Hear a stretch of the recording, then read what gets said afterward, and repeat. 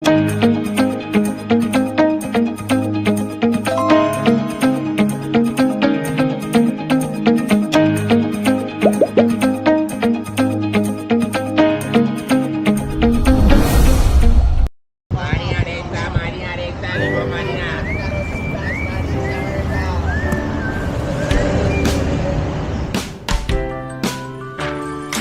want you so bad, Alpha Cracker. I want you.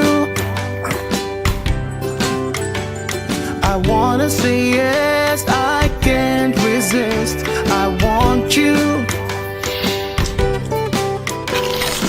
Ooh, I want you, Alpha Cracker. I want you so bad, Alpha Cracker. Alpha goodness rich in milk and butter. In Alpha Cracker. Yummy and deliciously crunchy. But I can't resist you. Alpha Crackers. Simply irresistible. This advert is FDA approved. Are you still searching for the right platform to share your voice, thoughts, and feelings?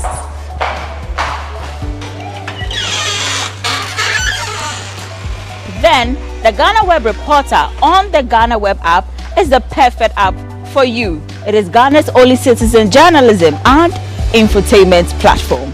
Wherever you are, whatever you are doing, GhanaWeb Reporter links you up to the world. The reporter also gives you the opportunity to blog or become a citizen journalist, so you share stories with the rest of the world about cities, music genres, pop culture, tech, politics, etc. Download the GhanaWeb app from the Google Play Store or App Store on your smartphone and open it. Tap on the member button at the bottom of your screen and follow the easy steps to register with your phone number or email, and you are ready to become a reporter. GhanaWeb Reporter, democratizing journalism and empowering content creators.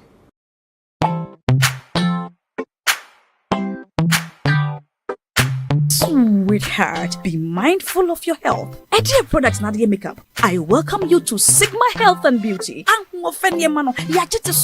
You can call us the Beauty Embassy. Who pursue beauty more revealed with quality makeup products. There is only one place. The Sigma Health and Beauty 2022 Ghana Makeup Awards Beauty Retail Business of the Year. Of course, we are the defending champions. World-class makeup brands and Kwanyet on, you name it. Maybelline, Dark and Lovely, House of Tara, and many more. Your professionalism in the beauty industry is unmatchable.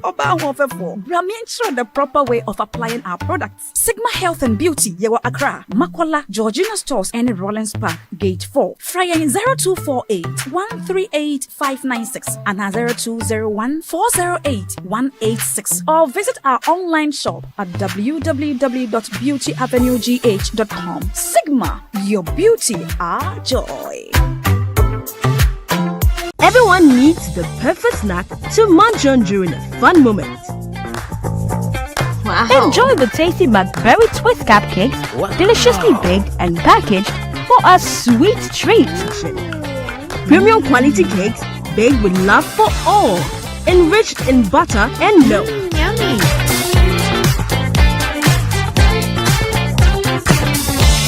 Oh, McBerry Twist cupcakes, simply irresistible. Try one today. This advert is FDA approved.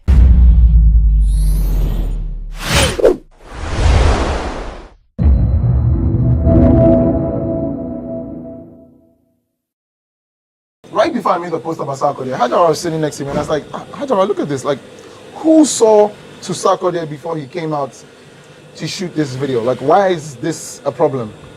And I was like, I'm going to post it. Ghana needs to know. People need to wake up. People need to be aware.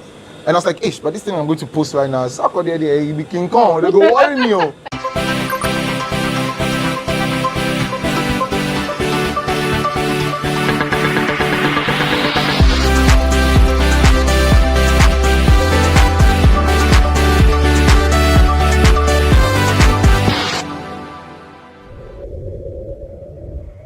It's another exciting edition edition of Talkatainment here on GhanaWeb TV, and I am your host, Elsie Lamar, or you can call me Miss Lamar. Today, we are being joined by one of Ghana's finest and talented actors and fashion designers. I'm not too sure he likes to be called a fashion designer because he likes calling himself the tailor. Yes. The tailor, yes. Your guess is right. Elikem Pumoji or Elikem the tailor is our guest for today, and we are live here at his shop. Elikem. Hello. Other African tailors will disappoint you. Except Elikem Pumoji the tailor. Exactly. What was that tagline born out from, though? So, I'll tell you a quick story. When I started this whole fashion thing, I used to take my clothes to other small tailors to finish, to give to my customers. I didn't have a shop. And one of the guys, Steven, he said to me, "Tell stand the door, then make sure say some ash Honda be the come now." Then when I say some ash Honda they come, you go run past the back. Yeah, right. And the client or customer will come and be so upset. "Matadio wahin, what's so baby?" And so I started realizing that was a problem with us Ghanaian and African tailors. The issue with disappointments, the issue with not finishing the clothes on time. Would do tailor sell in 1 week and it's over a month. And so I said to myself, if I'm ever going to do this business, I'm going to fix the problem of disappointments and people not having their clothes on time. And so that's my tagline. There's a few disappointments here and there every now and then, but ultimately we try to keep ourselves from disappointing the customer, which was it still is a major problem in the tailoring business today. But why do those things happen though? What are some of the factors? Sometimes it's not their fault too. This work is very tiring. If you look at Patrick's fingers, for example, Patrick is our chief cutter. He's got black spots and marks around his arm, and yes, it's very daunting. They call it occupational hazard sometimes. And so it's a very daunting task to become a tailor. You stay up late at night, you're standing all day, your back hurts, balancing between sitting down and standing. And some tailors will take the work and overload themselves and they can't finish. So which is why my outfit grew into an enormous size, because I couldn't do the work alone. So everyone you see here is important to the business because they help us not disappoint a customer. So we have the stages of customer service, to cutting, to stitching, to finishing and checking, all the operational activity. Everyone has a department they take care of, all in hopes of not disappointing the customer. Because that's what other African tailors do. Teamwork makes the dream work. Always. Yeah. So how many clothes or outfits do you make in a day? I know that it might be hard. So we're an average of about 18 or 20 subcontractors who sew, and each person is meant to finish a minimum of 2 a day. So in the most likely case, we're looking at finishing about 36 individual pieces a day. And so if we were trying to move with speed and do a little overtime, we can say it's 3 items per person. So we can finish about 52 to 54 items a day if we go with speed, but on average it's about 36. Okay. So what makes Elikem distinct from every other Ghanaian tailor? Like we blatantly say, other African tailors will disappoint you, but we don't. So we make sure that we finish your clothes for you on time. That's number one. Number two, we bring you value by giving you the quality of service.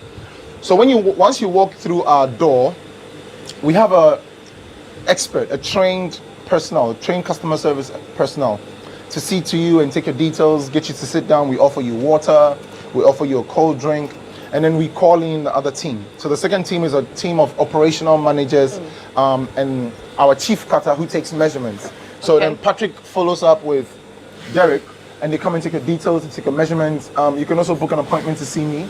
And then we discuss personally. I'm the creative director. So if you're not coming to order a design that's already existing, you saw online, and you want us to design something for you, you can either see me or my assistant creative director. And so bringing top-notch value in terms of the quality of service and trying not to disappoint. That's the hallmark we live by. And we charge you a little more for the quality of service because the processes we go through that bring out the clothes for it to be as pleasant for you as possible is quite rigorous. And so our charges are not like your regular container or your regular kiosk tailors. We're up a notch a bit. So I like to call myself affordable luxury. I'm also not as expensive as some of your high top designers in the country who charge in dollars, if I may say.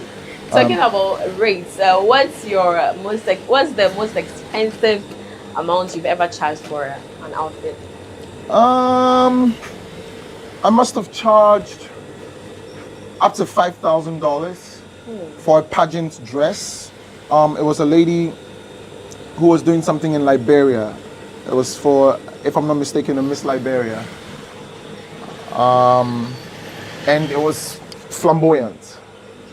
It was all over the place. It was putting extra feathers, putting extra stones. Some couture dresses take like an arm and a leg to finish. And a lot has to be put into it. So. Oh, okay. So there's this trend on social media lately. People order for outfits from their fashion what you designers. get versus what you exactly what ordered. you ordered. So I want to seek an expert advice on it. What usually goes into that? Why do people get what different? Happens? Yes. So in the defense of the tailor, some clients don't bring to us clothes that will suit their body type. We all have a certain type of body. My body is different from his body. It's different from your body. It's different from her body. And certain clothes you wear that will suit you might not necessarily fit Hajara. Yeah. And certain clothes that she wears might not necessarily fit you. And so they see something online, and I want some. But It won't look good. the person has smaller hips, so it looks Yeah. good, and you have a nice big round bum, so it won't look good on you. And that's one of the factors. The other thing too is a lot of tailors or fashion designers don't take the time to learn the craft properly, and they also take the wrong job. So I know I can't sew corsets, but because I'm broke and I need the money and I'm desperate, I will take corset job from you. Now I'm going to struggle to finish the corset, or I don't sew suits, and I'll take the suit job from you as a tailor, and I'm going to struggle to finish the suit. So by the time the suit comes out, bobo, agbo, because Yeah. it's not his field, it's not his expertise, it's not his niche of things to do.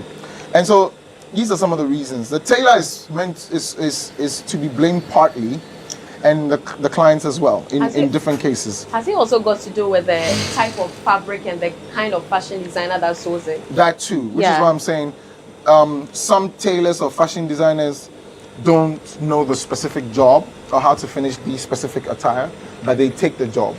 So fabric also plays a very big role, like you're saying. And so that what an elastic fabric will do to your body is not what a brocade fabric will do to your body. And so we need to also learn these things. And it's mostly all in the learning. It's always in the learning, you know. Yeah, so earlier in somewhere around 2022, you made mention about the fact that moving away from fashion, your colleagues in the acting field, it's important that they also get other jobs running so as to cushion themselves in a way. Would you say that, because now let me put my this is your line down. of questioning here. It's very evident that a lot of them are venturing into other jobs. Nowadays. Would you say you are vindicated? Yes, I have been vindicated in a way, and you can say I'm a sort of prophet. I brought light to them. All my colleagues, now everyone is venturing into a business. But I came out to say, in the entertainment industry, you need to have a day job. You need to have something that supports you. Whether you're in New York, or you're in Ghana, or you're in Hollywood, that doesn't matter. Find a day job. And now a lot of them are selling shito, some of them are selling sobolo, some of them are selling juice and pastry.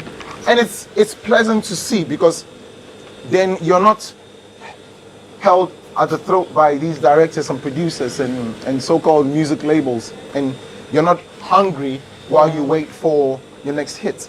And sometimes too, there's a lot of laziness in the entertainment industry. Some musicians, for example, or some actors, for example, will go and, after waiting for a miracle from a producer or director, make a one-hit wonder, quote unquote. That's it. Go into the studio, record once, and they go sit home and expect that one hit will take them through a lifetime of events. Hell no. You need to constantly be at your job. So even as an entertainer, when you find a day job, you need to find the balance because you have to be present in both jobs to make it work. And yeah, I said it. And you know, it's good to see all of them, you know, coming up and doing something for themselves. Yeah, but let's move into acting. What is really happening? Because earlier a colleague of yours came out to say or admit that indeed the movie industry is, let me use the word, dead. Who's this? Who said that? Beverly. Who said that? Beverly. Beverly Fagolo. Yes. What's really happening? So I think there's a lot of mediocrity in the industry. I've said this over and over again. I say this from a point of the fact that I've been outside the country in different settings. I've been in top productions in South Africa and big productions even in Nigeria. And Ghana is not taking things seriously. I say this because there's supposed to be a certain level of professionalism and a certain level of urgency or seriousness that we're supposed to put to the work that we're not putting to the work. This whole Kofi Ajololo thing could have easily been avoided if contracts were signed. I'm not digging out old wounds, or I'm not waking up sleeping dogs. You know, they say let sleeping dogs lie. But if we even put that level of seriousness to the craft, to signing a simple contract, then we don't have to go back and argue with the producers. We just take them on. And so, unless we are ready to stop being mediocre, we're not going to evolve and grow. It's just unfortunate. And so, the Ghana movie industry is in that kind of shamble. Elegant, I get some script too. I send you, then see if you like them. Oh yeah, I like them. How much you go charge? Oh, you give me 5K. Oh, I go give you 3K. Charlie, money, no, they okay, I hear. Then you show up on set. You don't ask who's your co-actors. You don't ask how long you're going to be on set. You don't ask what contracts you're supposed to sign. I recently did a certain car show for this company. It's a car show that's shown on TV. And their contract, they gave me only 500 Ghana cedis for transportation. It's a show that has sponsors. But they give the artist or whoever shows up 500 Ghana cedis for transport. That's what they gave. They were offering me. I don't know about other people. There are other celebrities on the show. And for that 500 Ghana cedis, you're signing away every possible right of yours you have, even to come back and sue them, or even to come back and say, hey, I'm seeing my images being used on billboards and TV stations and other TV stations aside what you mentioned. So give me something for it. There's a clause that stops you from ever coming back to them, and you're signing off all rights of using your voice and your image and so on and so forth for them to use on whatever platform they deem fit. No future royalties possible, because say for example something happens and that show blows 10 years later, and this is now that it's getting its views. You'd have signed away your image for life, and your image is your brand. You know what I mean? And so I only learned recently not to play the brand. The contracts came back to me 4 times after editing it, and I said I'm still not satisfied with it, because I believe there's too much mediocre in the system. And so it's stuff like that. People don't take the job seriously because they think, oh, it's Ghana, so it will be, or make we manage. And then when trouble comes, they come on TV and rant. I know the conversation is getting really interesting here, but let's take a breather. We'll be right back. Everyone needs the perfect snack to munch on during a fun moment. Wow. Enjoy the tasty McBerry Twist cupcakes, deliciously baked and packaged for a sweet treat. Premium quality cakes baked with love for all, enriched in butter and milk. Yummy.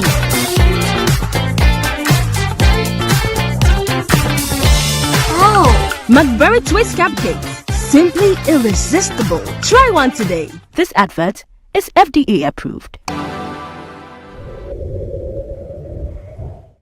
And we are back. If you just joined us, we are still watching Talkatainment here on GhanaWeb TV, and I'm still chit-chatting with your favorite designer, Taylor Elikim. Yes, ma'am. So, before we went on break, we're discussing the movie industry. Right. Why do most Ghanaian actors these days, I don't want to use most, but a lot of them are actually running to Nigeria to work there? What is happening? What is happening there? I think it's just diversification. There's nothing wrong with wanting to work overseas. It's actually good for open-mindedness, exchange of cultures and experience and professionalism. You get to see what they're doing outside, and so on and so forth. They always come back. Van Vika was away for the longest time, he came back. Omar Sharif Kaptan was away for a long time in Nigeria, he came back. Chris Atto did Tinsel and so on, he came back. So it's just, to be like an international brand, you need to work internationally. You know Chris Hemsworth and Liam Hemsworth? Yeah. They're Australian originally, but they crossed over to Hollywood to do movies and come back to Australia to do movies. Jason Statham, he's British, but he does a lot of American movies. He's in the Fast and Furious series and so on. So there's nothing wrong with traveling out to do a job or two and living there for a little bit and coming back. Because the ultimate is to reach for the top of the chain of whatever industry you're in. And so, as it stands, Nollywood is better than Gollywood by the far stretch. And so if you start from Gollywood, it's nice to elevate to Nollywood. And if you like, you want to pass through Bollywood and go to Hollywood, it's your problem. But sky should be the limit. Hollywood should be the limit, and it should be a ladder to climb up. Has it got anything to do with the fact that they pay more than Ghanaian directors? Well, that too. But there's certain Ghanaian productions you go on that will pay you well. Like recently I was on To Have and To Hold with the great Ivan Kashiga, and it was a production for Aquaba Magic, and the pay was good. Very good. Maybe the highest I've been paid in Ghana so far. However, do you want to compare it to Nigeria? Because also you're a foreigner sometimes in Nigeria, they want to treat you well. And so you can't necessarily measure, in terms of, if I was in Nigeria, they'll put me in a nice 5-star luxury hotel, they give me what I want, I have a chaperone, he picks me up. But if I'm in Ghana, I go from home to location and back without any extra special treatment. So it varies. Yeah. To wrap up the conversation on movie, what do you there's see? More after movie. Yes, there's more my after sister. Movie. So, from your perspective as an actor, do you see any hope for our movie industry? Hope for a movie? Oh yeah. Look, I think there's a right time and place for everything, right? And sometimes we want to blame the leaders, but the common members on the ground are not helping. Why are we not signing contracts? Why are we not taking ourselves seriously? Why are we not fully reading our script and understanding the story to bring out the best performance? The president is not going to come and do that for you. Why are we not telling real, authentic stories that will strike a difference? Let's look at the BBCs. Let's look at the Al Jazeeras. They're buying real, authentic African stories. So if you want to make a mark, you want to make some money, look at what's selling and learn in that field and project. If you also want to be creative and you want to be different, go for it. But let's not just be mediocre. And so the onus is on us to make it work. Nobody's going to come and make it work for us. Not even the president. Whilst we're on break, I noticed that Elikem was speaking a lot of Ewe with his workers. And I want to know why. What is it about Ewes and with the whole thing about fashion designing and Ewes and your interest in that? Was there anything special? No, so people ask me a lot that I only work with Ewes, but it's not true. For some funny reason, it's a coincidence that I get more Ewe people coming, maybe because I'm Ewe. They feel like they can relate. However, I've noticed that the most loyal tailors or people who work with me are Ewes. A lot of the Ashantis and Ghans and the foreigners, even outside Ghana, come and they go. And a lot of Ewes have come and a lot of Ewes have gone.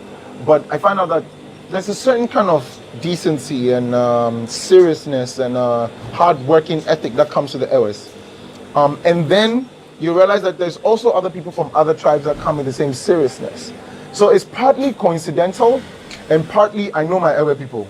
we're hardworking like that. Like I recently noticed this more after going to my hometown a lot. I'm in Keta a lot lately, and you see the average Keta person, whether it's by the roadside or in the corner of their homes, trying to do something to make something work. And the honesty is always key. They're always honest about everything. You can't walk out there and be scared of anything. Most amazing place ever. Yeah.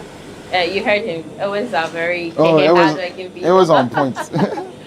So coming back to the conversation on fashion designing. How are things with you and Abrantie? Abrantie and I was never a real fight. I think Abrantie, I'll say it. I highly suspect that it's probably fueled by his wife, Chantel. I say this because me and him don't have a problem. However, when I made a post about being the first to bring my son out on stage, she came out to attack me in my DM, even before Abrantie said anything. Yeah. I have the message. Shall I show you? Yes. Was it in my DM or was it in the comment section?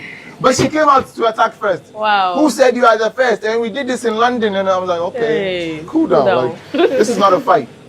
If you did it first, I didn't see that. And you did it outside the shores in the UK. I said in Ghana. And aside that, my son fell on the stage, which was part of the routine of the models falling on stage. It was random, it was spontaneous. And I brought a whole Bobobo group from the Volta region to play on stage. That was also the first. And he claimed he played drums on stage before. My theme was based around the original music by the Bobobo drummers and not the music from the speakers. So it's different concepts. So there was no fight there. However, me and him we're cool. We speak all the time. We're chatting on Instagram. I'm congratulating him. I'm liking his pictures. Look, I'm pro Ghana. And me and Abrantie have said it many times that we need to collaborate. We need to do a collection together, like how musicians collaborate. Sarkodie featuring Black Sheriff, Elikem featuring Abrantie the Gentleman, Abrantie featuring Elikem. We put a collection together. We go face to face. We do our own runway show. Abrantie is walking on the left, Elikem is walking on the right. Healthy competition. And that can create noise or a buzz and put Ghana out there. Why is Ghana trending? Some 2 fashion designers are killing fashion today. You know, stuff like that. So I don't think it's beef. If I've said something and you genuinely feel you are the first and I'm not the first, take it. It's not a fight. However, you can't come at me like that. You know what I mean? Yeah. Would you say that, would you call yourself a non-conformist? Or a controversial? And I can keep. Okay, let me just use the word controversial. Would you call yourself a controversial person? I know every time a celebrity says something online that trends, they are aware that it may most likely trend or not. We are always aware that this thing you're about to say can most likely cause a problem. But we say it anyway because we're entitled to our opinion. We're entitled to our page. As long as I'm not cursing at you, I'm not dissing your mom or your family, and I'm not being provocative, I can speak my opinion. And so, right before I made a Sarkodie post, I was sitting beside Hajara. Oh, I was just about coming there. Hajara, look at this. Like, who saw to Sarkodie before he came out to shoot this video? Like, why is this a problem? And I was like, I'm going to post it. Ghana needs to know. People need to wake up. People need to be aware. And I was like, but this thing I'm going to post right now, Sarkodie, he be King Kong. They go, worry me. And I posted it anyway. So you knew. We always know. Yeah. We always know. Shatabale is going to say something provocative on air. He knows it will most likely trend. If your Odo knows she'll trend if she wears those kind of clothes and makes a video, we always know. However, sometimes you're not aware it might create such a negative connotation and it might come off wrong, and so you can apologize because to err is human. And so I might be making a post about Sarkodie, but if I made it and it was somewhat derogatory and I wasn't aware of it, then I must have overstepped my boundaries. However, we always know that this is maybe most likely controversial or not. But have you? Yeah, I am just a little bit controversial, I must say. Okay. Not that I'm proud of it, but I speak my mind sometimes. Yeah. Have you met Sarkodie after?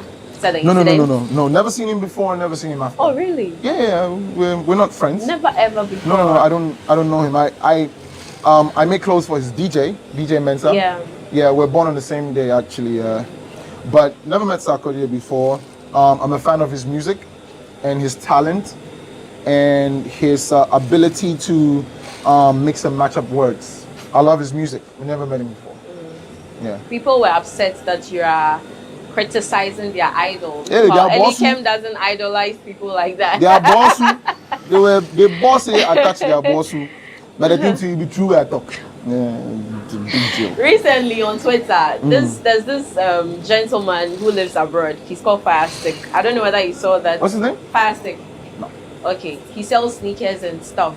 And he likes, like if you wear something and he thinks it's fugazi, you talk about it. So he likes calling a lot of celebrities out to talk about their outfit. Oh, okay. So he and Strongman and Co were fighting on Twitter. I think Oh, few yeah, days I saw ago. something. They said Strongman wears fake Yeah. clothes or something like that. Yes, Right. Yes. Charlie, they So- all wear fake. That is what I wanted to ask you. All of them wear fake. Masa. What, do you think celebrities don't put so much, don't invest so much in their looks? You cannot afford the original. But because you want to look good, you have to make shifts. And so your sunglasses are not original. But you wear the first grade or the second grade or the one that looks original just for the sake of showing up for the music video and so on and so forth. So a lot of things are props. The sunglasses could be props, the clothes could be props, the cars. A lot of them don't drive the cars they portray in the music videos.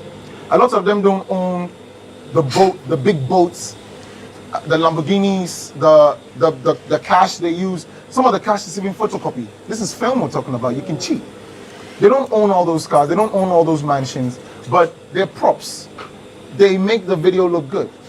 And so, how much money is a Ghanaian artist making on average to be able to afford a $900 pair of sunglasses? How much money are they making to be able to afford an $800 pair of $800 watch? Strongman as a family. And so, instead of him going to spend $1,000 on a wristwatch or sunglasses, he will pay his children's school fees and pay rent and accommodation. It makes more sense. However, because you need to wear a white pair of shoes, go and buy the fake one at Accra to do for 400 cedis and shoot your music video. It doesn't change anything. And what I discovered was, when my ex-wife started going to China to make her shoes, and she used to go to Turkey, then she'd go to China, you'd realize that some of these shoes that you're making by the manufacturers that cost $10 or $20 compared to the $1,000 Louboutin, you will even find out that the $10, $20 shoe is of a better quality than the Christian Louboutin shoe. So now they're selling brands and names and so on and so forth. So it's always highly overpriced. And so if I can buy the copy for 10% of the actual price and it will give me the same look and feel I'm getting in the music video, I'd rather take care of my family with that money than spend it on clothes. So Strongman is doing nothing wrong. It could be a little bit of pressure from the industry. Where else will he find white Air Force sneakers to buy? Instead of buying it for $200 online, he will buy it for $20 at Studio and use the rest of the money for his family. Simple as that. It's no big deal. That guy self way they talk say they buy original. What's the guy's name again? Fasting. How much original does he buy? If he's spending all his money on designers, on original, he's a big fool. I'm saying this on authority today. You can't be a young, struggling entrepreneur or struggling young man trying to set up life and spend all your money on foreigns and spend all your money on designer. You will die before your time. Doesn't make sense. So I don't know what he's on about if that's what he does, but it's not the right thing to do. Okay. Speaking of ex-wife, recently you were in Zim. How is co-parenting going? It's all right. Okelo is flexing small, but it's all good. We communicate about the boy. I'm trying to get him into piano lessons, but for some reason, I'm not getting through to her too much to get the boy lessons. However, our communication is smooth. I was supposed to be sending some money every month, but I think, not to think that they're okay without me sending it, but I think that they're in a better space now, and I can also slightly focus here and rather channel the energy into visiting the boy a lot. So I want to see him about maybe twice a year, if not at least once a year, or travel him down with whoever can come with him and set up things for him. And I want to contribute, with trying to get him piano lessons, pay for a tutor. But all in all, she's doing an amazing job, with the boy. And I always applaud her for it. Because if she wasn't taking care of him the way she is, it would put a lot more pressure on me. So I really, really do appreciate Pokelo, for looking out for me and the boy the way she is. Is there a chance that you come back to Ghana and come and spend a little holidays with you or something? Yeah, that's the plan. The last time we were talking about it, he said, how many planes do you need to take to Ghana? I said 1 or 2, depends on which route you're taking. And he's already asking questions. He was here when he was very young, so I'm not sure he remembers anything. But that's the plan. Right now he's young, he can't travel unaccompanied. And so the last time I was in South Africa, shooting Amazing Voices Africa, I flew him in with Pokelo's personal assistant. And we had like a whole week to ourselves. We did zip lining, we went bowling, we went gaming. I follow you, so I saw everything. Yeah. So that's what I'm trying to do with the boy. Just spend a lot of time with him. Food he doesn't really like. And then recently in Zim, we were cooking. Yeah. So I travel, I get an Airbnb, and we go everywhere. We do everything. We spend time together, we sleep together. And I love my boy. He's my first child, and he broke the ice for me, with And I must commend you. You're doing love. so well with this whole parenting thing. I could say you're someone people should look up to. I don't have a choice to be a good father. My father was the best. My father would show up at school on your birthday with squash and a cake. So now I have to portray the same love to my kids because I felt it. It was pleasant. Yeah. And my dad would take you out to town, he show you things, he let you read books. I can only be as good a father, even better, to my children because my father was amazing. So I don't have a choice. I didn't have a quote unquote the S word father. Yeah. And so I can't be a schnapp father. I gotta be on point. Yeah. Your new partner, how is she handling the fame? I kind of coached her about how hectic it can be when people know of you and people want to talk about you, and she tastes it every now and then.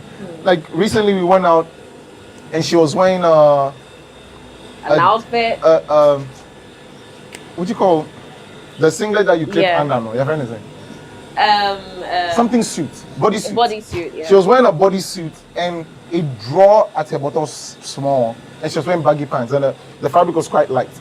And everyone started going on her on the internet that she was wearing granny panties, and she took it lightly. And even when you guys went for the Emmy Awards, there's some awards launched something, and she wore a loose dress.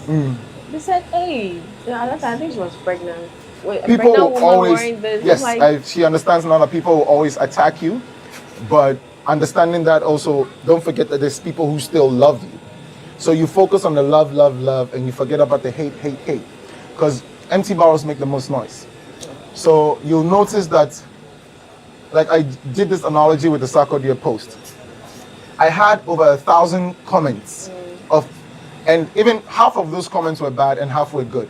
But I got more than 10,000 likes, I think. I don't remember. So you notice that people who like the post is more than the few people who are talking much. And so only because you can read a very negative statement to say, granny panties, you're too skinny, you let that affect you, forgetting that the real people don't talk. Busy people who have something doing, who are real busy, don't have time to be talking about other people. They don't have time to be looking through other people's Instagram because they're busy with their stuff. Like, I get so busy in a day. I had to go 5 other places before I met you right now, including the barber shop for the look. And so I cannot be on Instagram dragging someone for what they're wearing, because the moment I see the post and it's funny or it's not, I'm moving on to the next. And then I need time to make my own post. Why am I going to waste my time on your post when I have to make my post to sell or to make business? So gave her a little bit of an understanding, and she's also on social media a lot, so she sees what happens to all these other famous people and how they can be dragged for nothing. So she understands to the best of her ability. She understands. Okay. Before we draw the questions, I think look what meeting. If you have any words you have to say, your last words to your fans. to my fans. Yes. Guys, desire in your heart what you really want to do. Fail at it by trying. Learn from the failure. And at the other side of it, you might just have your success. And then if it doesn't work, wake up and try again. And try again. And again and again and again and again and again and again and again. All right. So also soon, here's where we draw the curtains. Thank you so much, Elikem, for hosting us in your shop to get to experience what people don't get the opportunity to see on a daily basis. And we have come to an end of this discussion, and I hope you enjoyed every bit of it. As usual, I am your host, Elsie Lama. You have been watching Talk Assignments on GhanaWeb TV. See you another time. So then, we are out.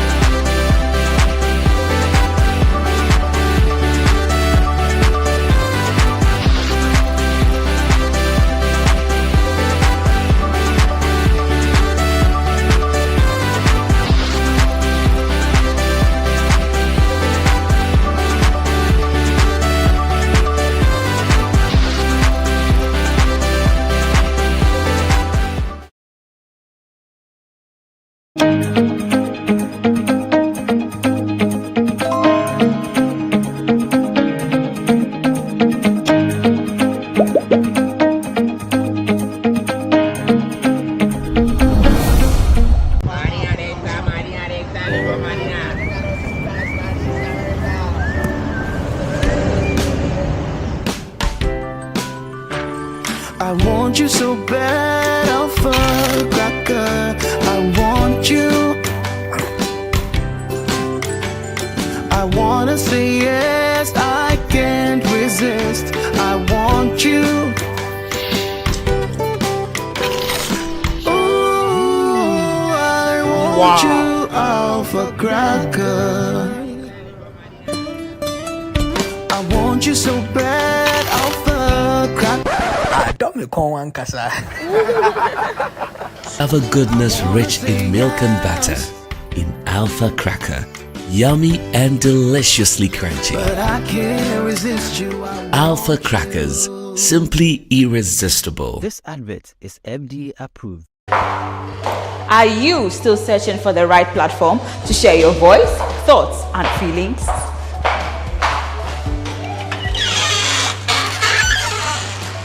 Then the GhanaWeb Reporter on the GhanaWeb app is the perfect app for you. It is Ghana's only citizen journalism and infotainment platform. Wherever you are, whatever you are doing, GhanaWeb Reporter links you up to the world. The Reporter also gives you the opportunity to blog or become a citizen journalist, so you share stories with the rest of the world about cities, music genres, pop culture, tech, politics, etc. Download the GhanaWeb app from the Google Play Store or App Store on your smartphone and open it.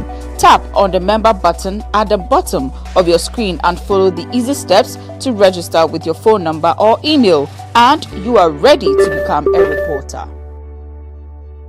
GhanaWeb Reporter, democratizing journalism and empowering content creators.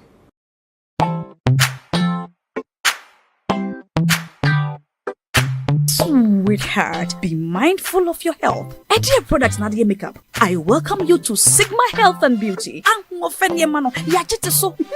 can call us the Beauty Embassy. We pursue beauty more revealed with quality makeup products. There is only one place. The Sigma Health and Beauty 2022 Ghana Makeup Awards Beauty Retail Business of the Year. Of course, we are the defending champions.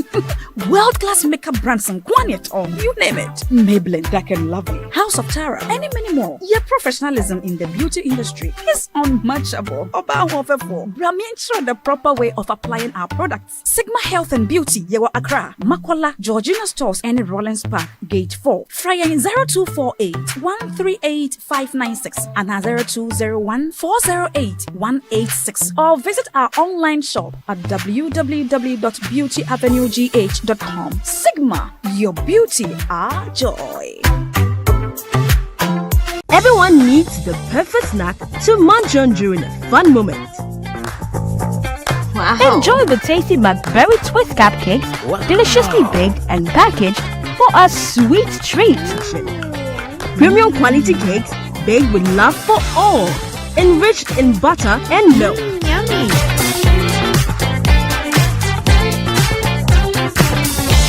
Oh, McBerry Twist Cupcakes. Simply irresistible. Try one today. This advert is FDA approved.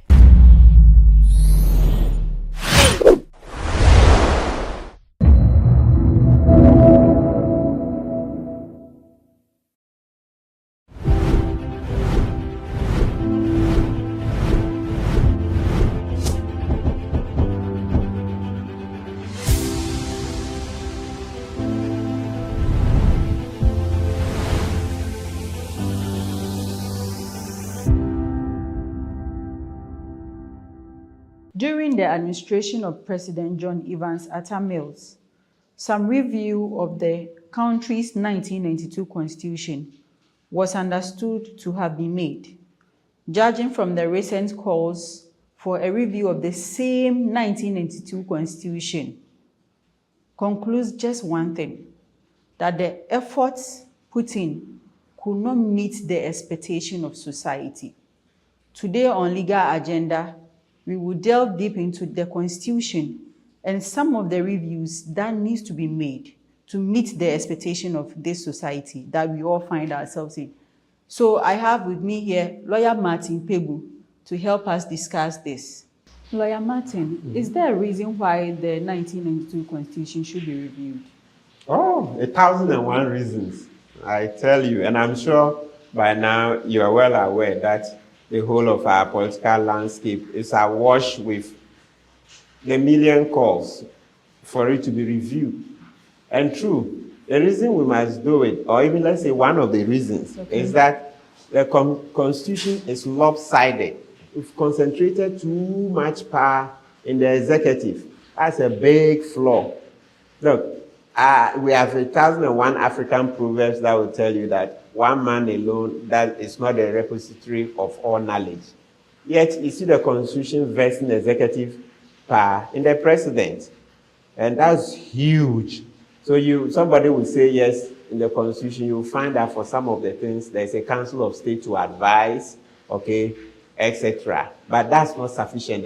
The practice is shown that Council of State advising the president is not mandatory. The president can refuse, except in the case of when it comes to judicial appointments that the Bar Association went to court and they say, well, if the Judicial Council presents a list of judges in a certain order, the president cannot skip number 1 and go for number 3 on the list. Yeah, except that generally the president is not bound by the advice he receives from Council of State or other councils like Judicial Council and the rest. So the Constitution, that's its biggest problem. So we are talking about Article 58.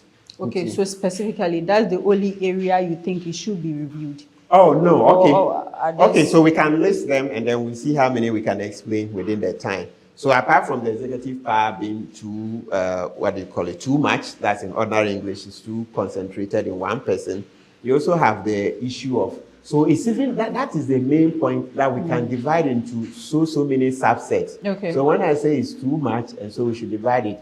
So number 1, the president should not be appointing the Chief Justice and other Supreme Court justices. Because under the Constitution, he does, right? Yes. With the prior approval of Parliament. We want that done away with.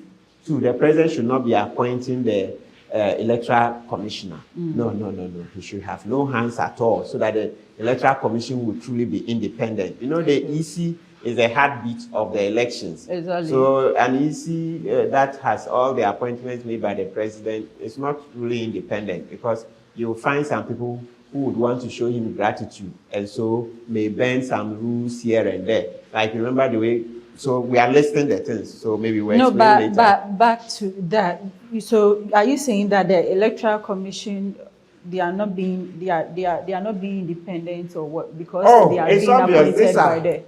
Obviously, this EC is not that really independent. It's not really independent. The EC is being stacked with party foot soldiers, Dr. Apia Hini, Salima Mohammed, the last batch of cohorts of appointees. Obviously, political, foot soldiers and party apparatchiki. The EC has been tainted beyond repair. So you see that Kodeyo has called on those members to resign themselves because, and I support the call, they called on the president to revoke the appointment. He didn't. And so he went ahead to swear them into office.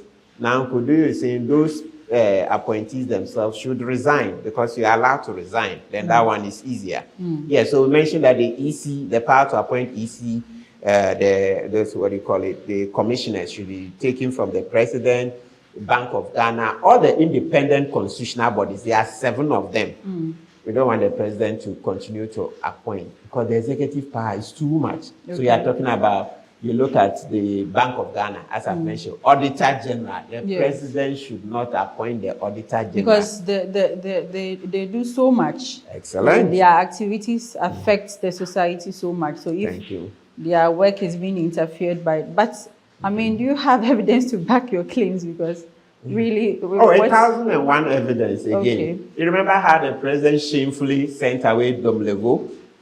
The Auditor General said he should go, he sent him away to go on a leave for 120 days or so, right? Yeah, that was shameful. It was clear that it was illegal, but the president insisted on doing it.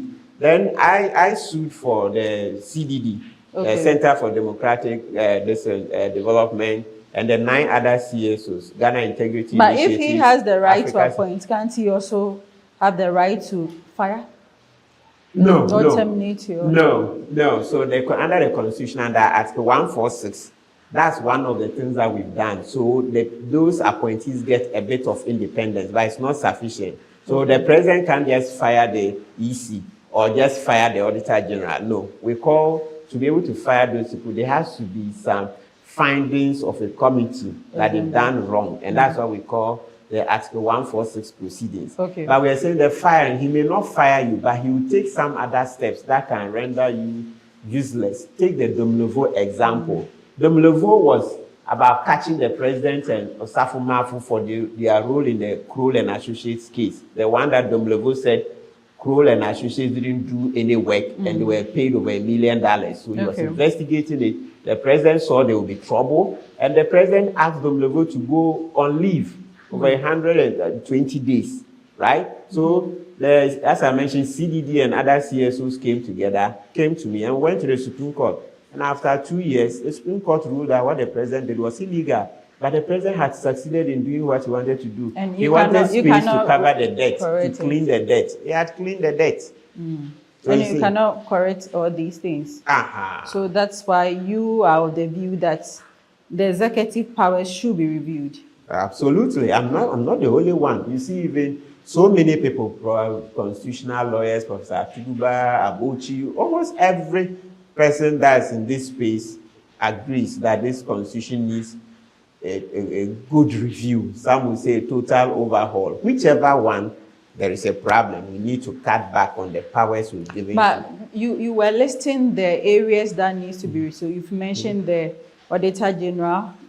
I think you mentioned. I mentioned EC. So we are saying that the president shouldn't appoint the following persons: EC, Auditor General, Chief Justice, and the other justices of the Supreme Court, right? Lands Commission, Bank of Ghana, Shraj. You see, all these persons. There are seven independent constitutional bodies in the Constitution. Those are the ones I try to list.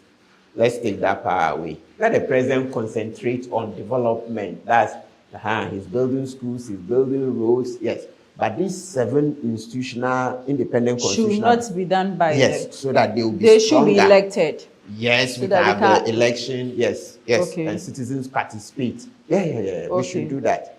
We should do that so that we can have truly independent constitutional bodies. Visit www.GhanaWebExcellenceAwards.com and click Nominations bar or click the Nominations banner on www.GhanaWeb.com. Provide your personal details by entering your first and last names.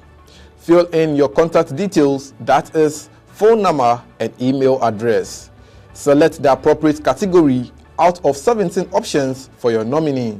Provide the personal details of your nominee. Provide at least 1 or more social handles of your nominee. Tell us why she qualifies for the selected category and then proceed. You receive a pop-up with, would you like to make another nomination? If yes, click yes and go through the same process of nominating another woman. If no, click no and you are done nominating your nominee. Everyone needs the perfect snack to munch on during a fun moment. Wow. Enjoy the tasty McBerry Twist cupcakes, deliciously baked and packaged for a sweet treat.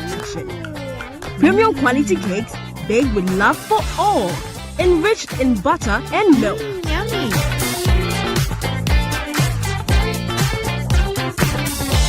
Oh, McBerry Twist cupcakes, simply irresistible. Try one today. This advert is FDA approved.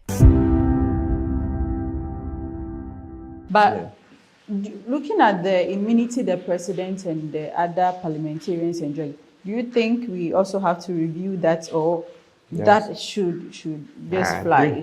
I agree. So that will come back to how I was trying to list all the things we want. So the immunity is one of those things I mentioned the last time. I'm interested in that. We'll review Article 57 to reduce the immunities of the president. Then let me list a few of them, then we'll come and develop. Then also we want the election of the MMDCs, right? Yeah. So that the MMDCs will be truly accountable to the citizens at the local level to strengthen local governance. Right now, it's the president who appoints, so there's no true accountability, right? Yes, we want those things done. So, and then fiscal discipline, we think we should strengthen the constitution, put in more clauses that will give Parliament more power of oversight over the purse.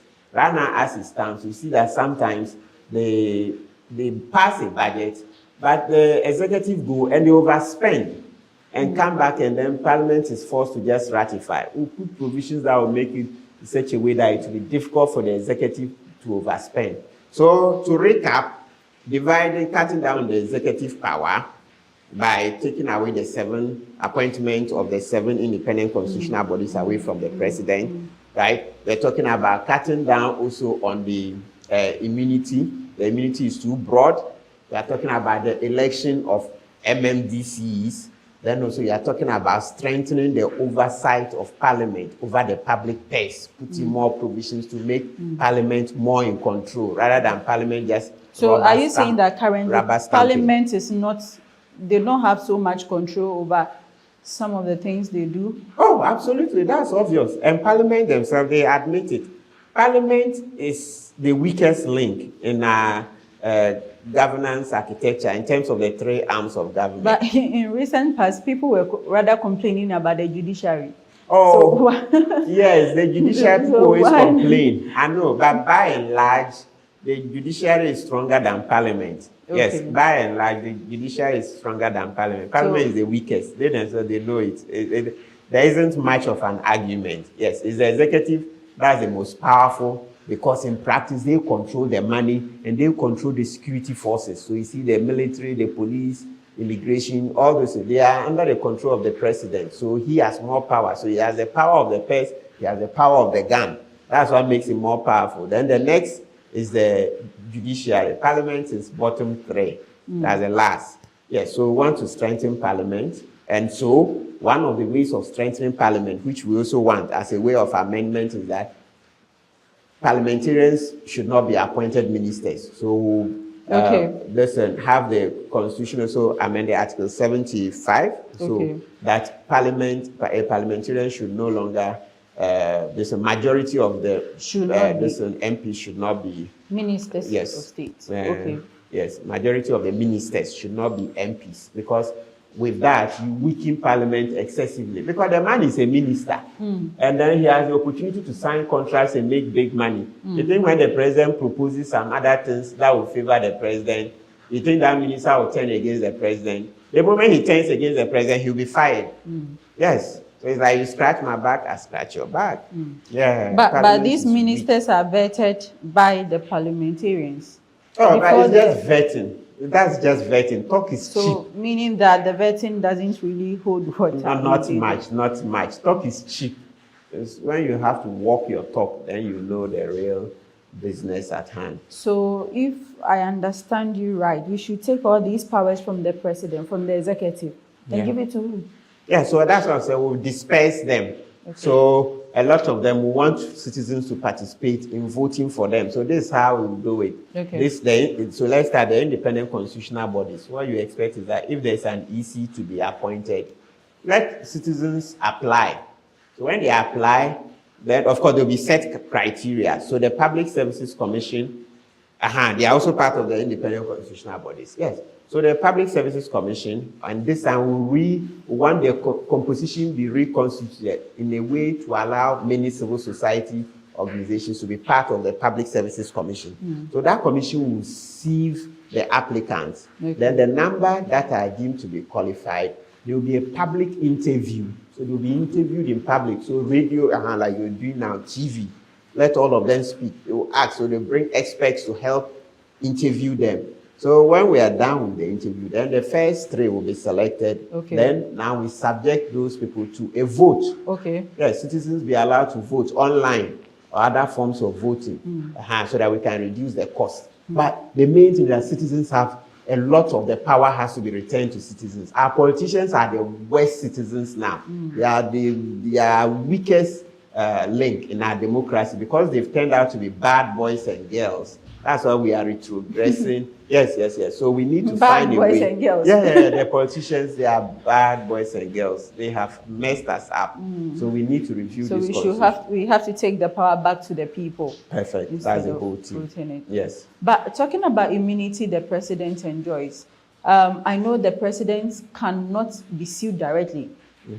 Do you think we have to review that too? Because in recent past, he made some comments about the chief facing case and all that. Perfect. So that he'll be hauled before the court, where the court before which the case is. That's if it's a superior court, high court, court of appeal, supreme court. The president should be hauled before it for making comments that are prejudicial or are contemptuous. That is good.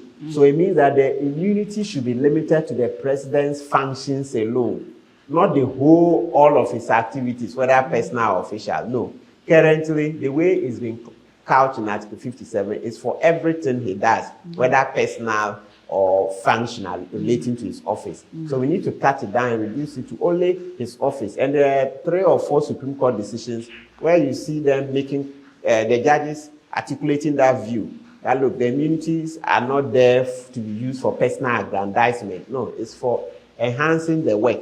So when you find a president going to climb a political platform and spew contemptuous statements here and there, he should be hauled before the court. Yes, if we don't do that, we can't develop much. We should stop deferring to people in authority too much. Okay. But in your submissions, finally, in your submissions, I know you mentioned that the positions, the 7 roles, are done by the president and the Council of State. But is and you also mentioned that the president is really not mandated in some of the decisions to listen or take the advice of the Council of State.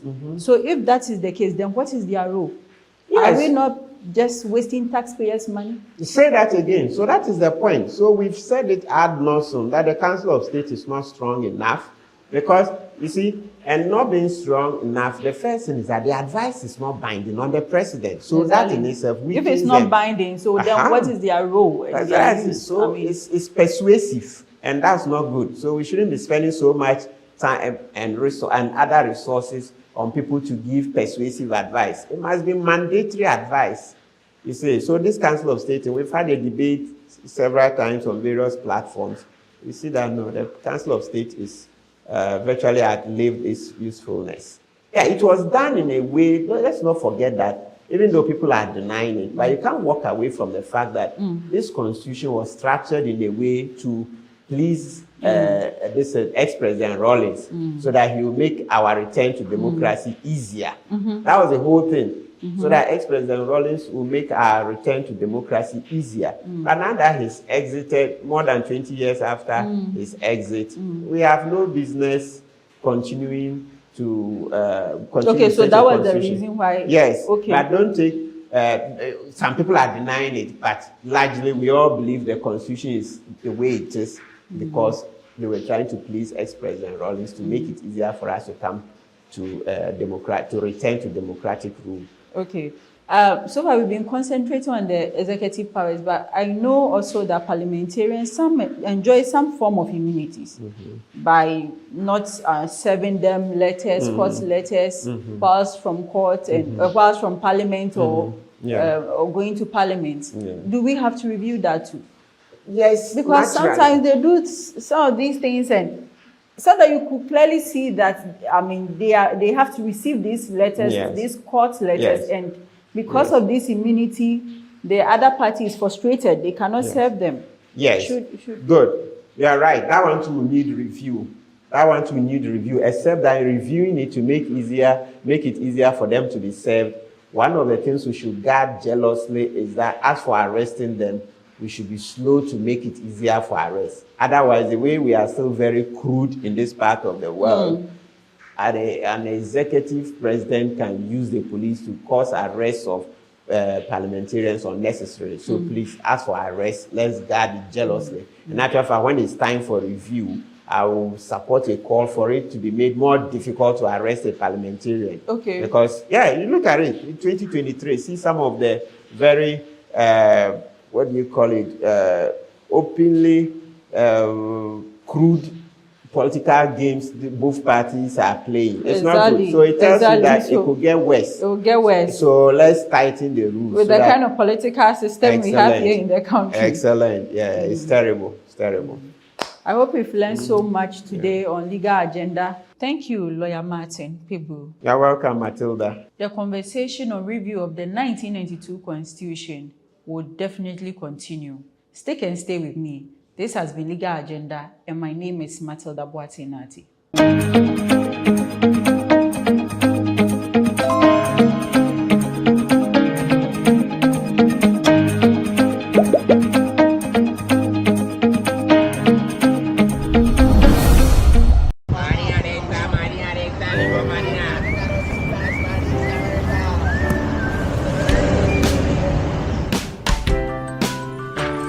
I want you so bad, Alpha Cracker. I want you. I wanna say yes, I can't resist. I want you. Ooh, I want you, Alpha Cracker. I want you so bad, Alpha Cracker. Alpha goodness rich in milk and butter. In Alpha Cracker. Yummy and deliciously crunchy. But I can't resist you. Alpha Crackers. Simply irresistible. This advert is FDA approved. Are you still searching for the right platform to share your voice, thoughts, and feelings?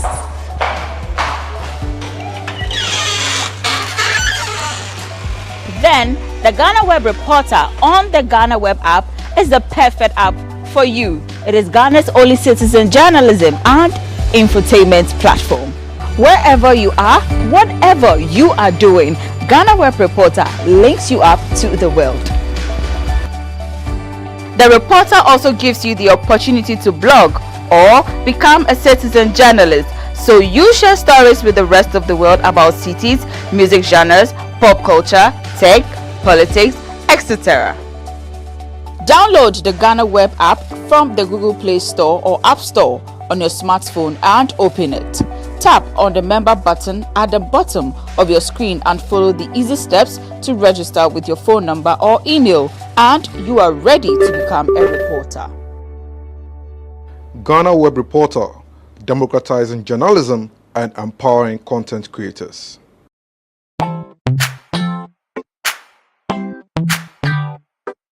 Sweetheart, be mindful of your health. Idea products na the makeup. I welcome you to Sigma Health and Beauty. You can call us the Beauty Embassy. We pursue beauty more revealed with quality makeup products. There is only one place. The Sigma Health and Beauty 2022 Ghana Makeup Awards. Beauty Retail Business of the Year. Of course, we are the defending champions.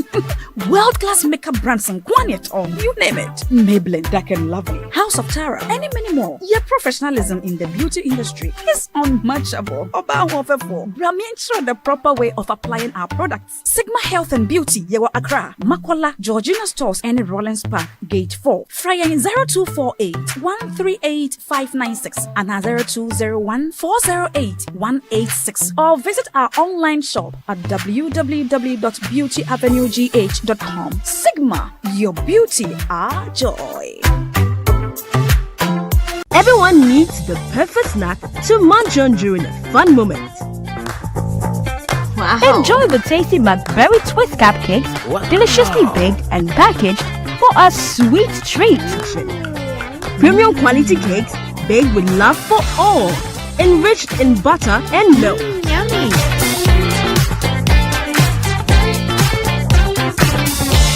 Oh, McBerry Twist cupcakes. Simply irresistible. Try one today. This advert is FDA approved.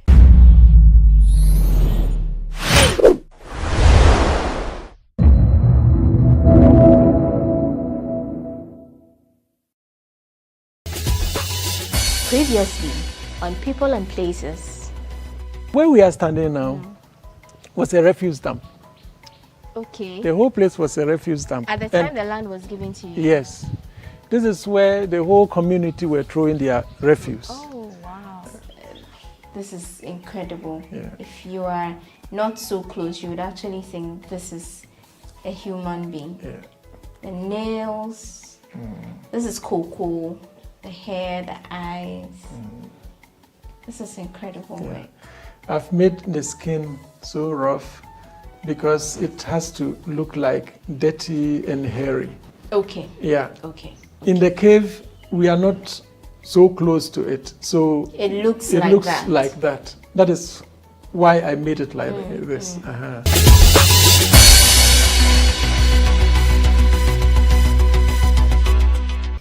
So we are still learning more. We just exited the workshop of Mr. Ado. This is where he does everything, but we are moving to the cave where we would see a lot more of some of the creations that he has done, the sculpture and the carvings. Incredible work. Let's go.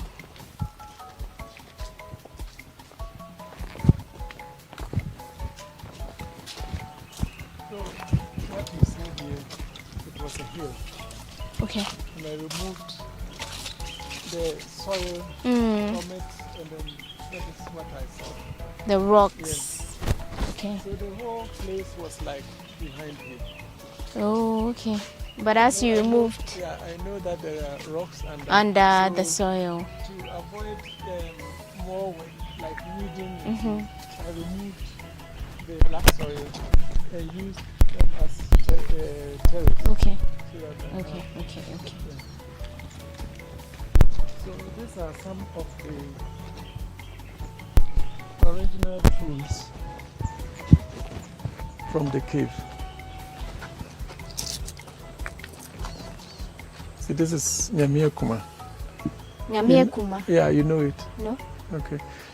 Here is well known to everybody that when it rains, when the thunder strikes, then it comes down from heaven. And most people use it for medicine and for so many reasons. But it's all not true. Okay. It's the knives, the tools our people were using. They will sharpen it and use it to cut. But what does it mean in English? Nyamie Kuma? God's axe. Okay. Yeah. Kuma in tree means? Axe. Okay. Right. And this is what they were using to make fire, I believe. Right. Yeah. So they will put a stick in it, rub it, and the fire will come down, and then they will use it to fire. Yeah. So that was their matches. You can imagine the number of people they need to strike fire. In Tehemina, it was before COVID. With soil. Yeah. And so I carried them to the other places. Yeah. So that is the overflow of my water tank. So when it's full, then you see that it's even dropping. Comes out through here. Yes. Okay. And then there's a filter which filters the water before it goes up. So it's always clean.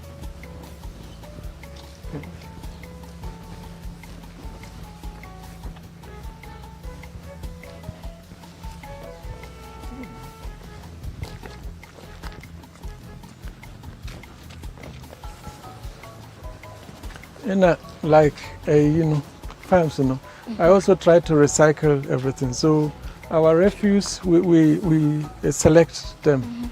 So we have our compost here, and all the plastics go to a different place. Okay. Yeah. So for a whole week, we don't even have a bucket full of plastics. Okay. And also, of course, when we go shopping, we try to use our own containers to buy instead of using taking the plastic. Yes. Right. So we are trying to make eco tourism and everything here. So we learn a lot.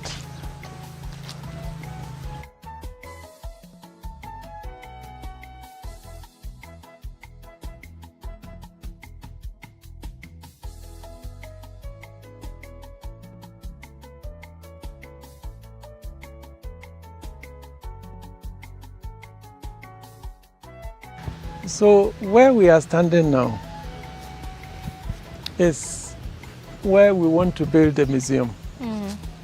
So you can see the foundation. You see that is semicircle. So the circle goes round. It goes all round. Okay. And we are going to have 250-seater auditorium. Wow. A stage. And then around is going to be the museum, the rooms where we are going to exhibit all the artifacts from the archaeology department from Legon. That's ambitious. Yeah, and it's 16 meters diameter. Okay. The size, and what was is also very important for me is to have a workshop, so that like the axe I showed you, people don't believe that everybody knows that when it rains or when the thunder strikes, it comes from heaven. Yes. So we want the visitors, most especially the youth, to experience how it is. So that when you come here, we give you a stone, you try and practice it yourself to know that it's real, it's not something. Yeah. Okay. So we are going to have a workshop, so that in the museum. In the museum. Part of the museum. Yes. Okay. So that everybody can practice. Yeah. And around which time are you looking at doing this project? Yeah, actually we've started, and it's all with the money, the financing. Right. Because it's going to cost us 4.5 million cedis. Okay. 4.5 million cedis, and we need some help. Right. So we are trying to seek for help. And as I was saying, we try always to harvest water because water is very scarce. So this down part is going to be all water tanks. Okay. So we are going to raise it to the level, and it's going to be water tanks, and then the building will come on around top. it. Yes. Okay. Okay. So imagine this big. It's more of like a church, that big. So imagine the number of, the volumes of water we are going to harvest, and all is going to come here. Right. So we can have a swimming pool and even water the grass in the dry season if we're able to harvest. So as soon as we have money, it will go faster. Yes, okay. Because we have blocks, we have sand, we have almost everything. It's just left with some money to support it. Okay.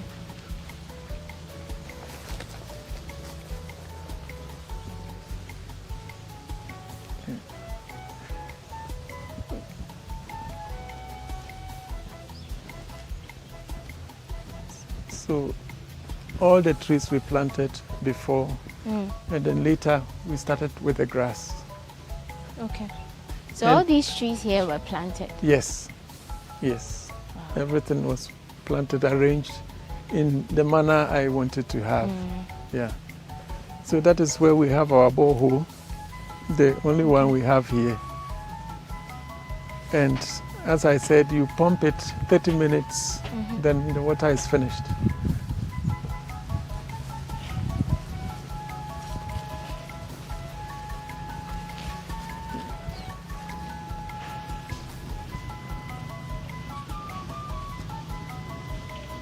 So it's a round trip we normally do.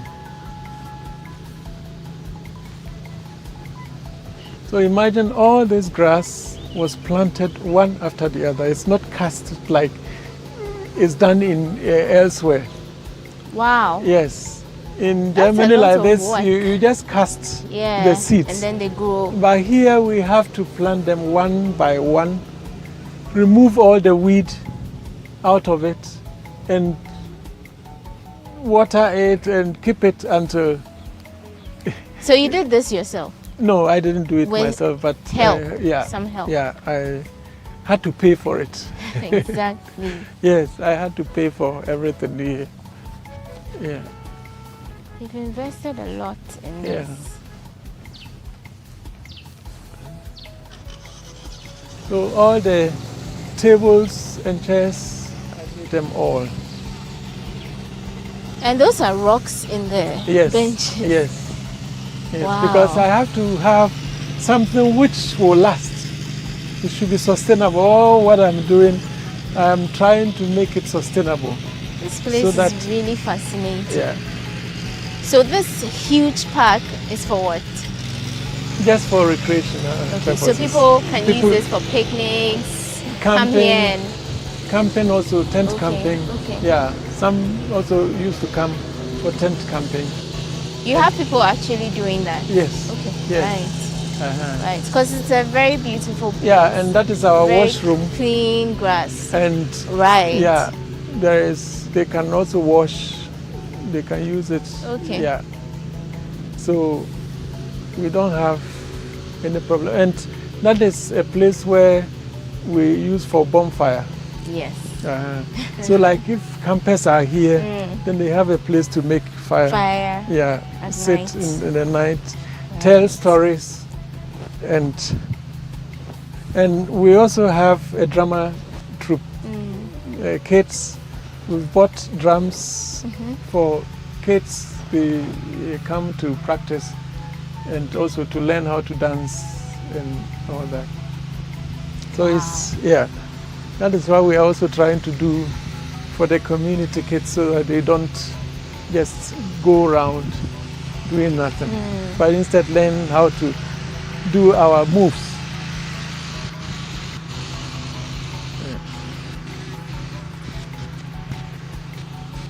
It's a really nice place. It's a really nice place. So the cave is down here. The cave is down there. Yeah. So So you're going to come up there? we will go From there. the other way. Just The other way. Yeah, I wanted to show you so that you have an idea where we are.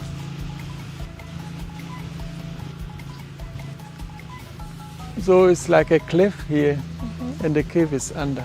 Oh, okay. Yeah, you see the wood that is pointing out there. That is where we have the cave, direct under it. Oh, okay. We just lost the tree. The tree. So we walk the other way and then Go down. there. Yeah, and so that is my. So technically, we are standing on top of the cave. cave. Okay. Yes, and I also want to have like a shaft or a lift that can take people down directly. Yes, like the aged and sick people, disabled.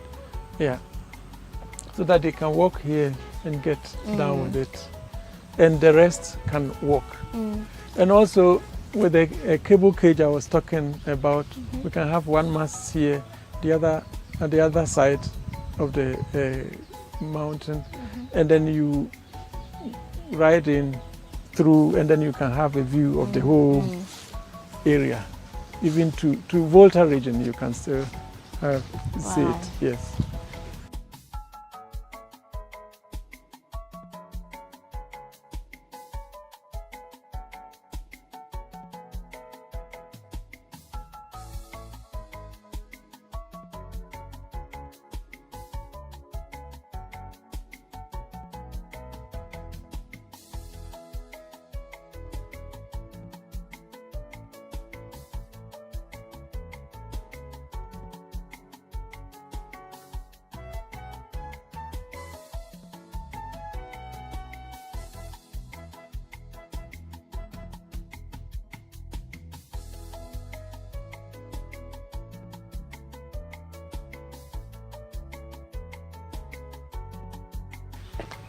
Before I had noticing. Near a footpath, but very slippery and. And then my idea. We're only in August. Yeah. April. You don't waste time. No, if I'm doing something, then I want to finish. I want to see it finish. Yeah.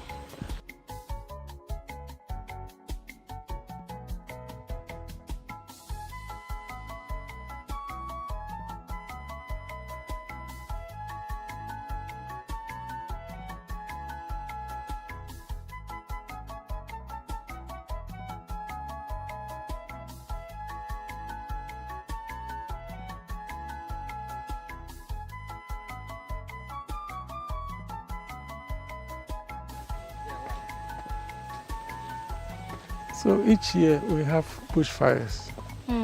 We've lost almost all the trees. Before you couldn't see the skies. It was a canopy. It was a canopy, and you see monkeys jumping here and there, other animals. But we've lost them all. Each year, now you can even see grass here. Before there wasn't a single grass. Yeah. So we've talked to the Abitibi chief if he could give us the whole valley to make it a forest reserve. And that is what we are now negotiating, if that will be possible, so that we preserve this as a forest.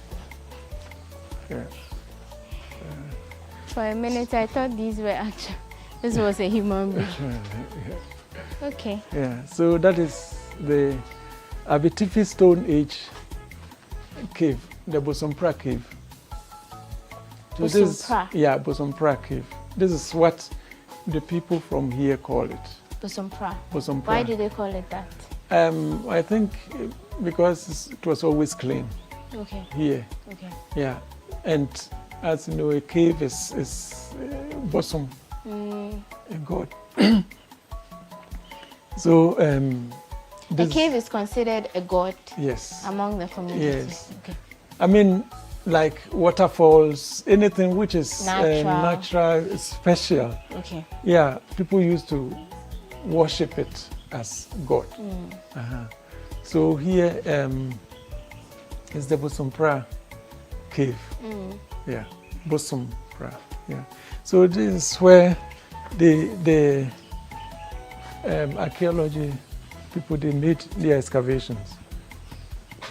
This portion. Okay. That is why it sunk. Okay. And like I said, there was a lot of snail shell deposits. Yeah. Those are the ones gathered over there? No, they were here. Okay. But I collected just to show that there were a lot of snail shells.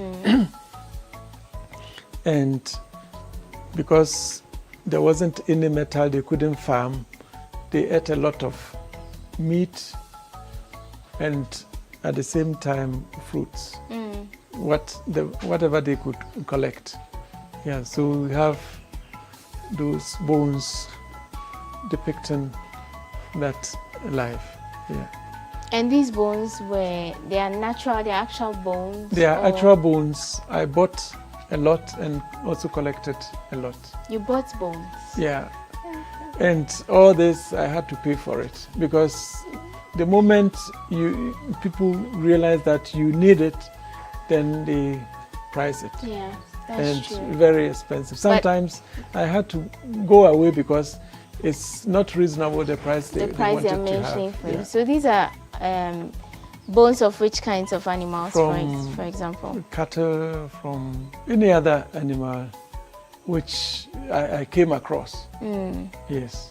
And sometimes too, when they kill an animal like the head, I bought the whole head and then hanged it at my place for almost 2 years to let it, every flesh on it decay. Okay. And then, yeah. And then, oh, okay. Yes. Okay, so that's a cow's head. Yes. Right. Cow's head, yes. Right. Yeah. And from here you can see them dividing the animal with the natural stone, the nyamiekuma. Yeah. Yeah. That's a deer or an antelope. Well, any of them. Any, yeah. So these are all carved. They are all carved. That is why I wanted this also. I left one in the workshop so that you can see it closer. Yeah. So from far away, it looks like it's even smooth, but still you can feel it's a bit hairy or. So I'd like to ask. I mean, these are very interesting pieces, but how did you come up with each face? The motion, the things they are doing, because one of them is carrying a bush animal, one of them is holding a snail, some of them are cutting animals into. How did these come to your mind? Yeah, because they are different themes. Like these people, they are lighting fire. They are using the wood. Yeah, the firewood. With the friction. So somebody who is, rubbing a stick looks different. I mean, that is how I see it. And somebody who is trying to blow air has a different look. Yeah, so that is how it came about. She, for instance, that is where when it rains, water flows in, and she is using the water as a mirror. Oh. Yes. So she's looking at her face, and of course she will smile. That's interesting. Yeah, she looks. Yeah. Also, so you just sat and created a story in your head, yes, and then enacted it by carving these things. Yes. Wow. Yeah, working around it. Like these two ladies, they have a skin. They are trying to scoop the flesh out of it, and at the same time discussing. So they are conversing. Yeah. So I have to create something that looks like that. Yeah. And the small boy is sitting close to them, eating his bone and looking and observing what they are doing. Yeah. Right. And that is an old man, probably the head of the family. Relax. And always keeping watch. So I came here, took samples from the various places before taking them to my workshop and work on it. Yeah, because they should suit the places, like the old man lying on the rock. I had to mold everything here and take them to the workshop because I didn't want to work here and spoil the place. I wanted the place to look natural. Like if you paint here, by all means you're going to have some droppings if you use the cement. So I made everything there in the workshop and carried them here. And that was also another story, carrying all these heavy things down here. Yeah, I had to help them to put. We used ladder. Okay. And hang them on the ladder like how they did in former times. Yeah. So the figures were hanging. That is why we were able to bring them down here. So one person will be in front, one will be behind, and the figure will be in between. Yeah. So that it's flexible. And I had to help them carry, and I have to help them. So I was always running up and down, yes, because I had to be the first person there and the last person also. That's a lot of work, but it's paid off because this is really beautiful. Yes, yes. This is really beautiful. And I'm just imagining what goes on in your head because there's a lot of creativity put together. I mean, I look like this one. The rock, how the rock is, I can picture it that if an animal is lying inside, one is sitting, then I can get such a figure. Yeah. So from also the postures of the rocks told me what to do. Put where? Yeah. Okay. Right. So, and some of these things you see on the cave. For instance, this black thing. Yeah. You came to meet it here? Yes, yes. Okay, so it sort of symbolizes burning. No. Like maybe cooking and the smoke that comes from No, I think it's metal. Okay. It looks like it's rust from a metal. Maybe we have iron or something like that. Okay. Because in the rock. as you can see, it comes out of the rock. Yeah. So you see, water passes through, and if there is something like metal inside, it reacts. So because it's only this part which comes out like that. So I believe there is a mineral inside which is producing that. Yeah. Okay. Yeah. What can be interesting is to see if there are some cave drawings or something on the rocks. But before, people had written their names, and so you can't even tell the difference. Yeah, tell the difference. Okay. But you mentioned at some point that you used to come here with your parents. Yes. Okay, so this is where you used to stay. Yeah. So we will be staying here, and they will go down here. And as I was saying, before, here was a canopy. You couldn't see a sunlight down here. There were always droppings of water from the leaves and monkeys jumping up and down. There is even a picture in the chief's palace where the British they killed a leopard and took a picture of it here. I don't know if they killed it direct here. Or they killed it and took a picture. Yeah, and so which means there were animals, wild animals, leopard in this area. Wow. So that is what I'm discussing with the chief, if they can give us this to preserve it and try to regenerate how it was. And I think he's also interested. Yeah, so we are working on it. That'll be interesting. But that means that's another addition to your development path. Yes. Okay, so you say that you started this on your own, but you are thinking of making it a community-owned something. Yeah. Can you tell us a little bit about that? Yeah, because this is for Abitifi, it's not my own. And it's a history for the Abitifi people. So I'm lucky I can do something like this. And so all that I'm doing here, I've told the chief I'm doing it for the town. That is why he also gave us the land free. So I didn't pay a pesewa for the land.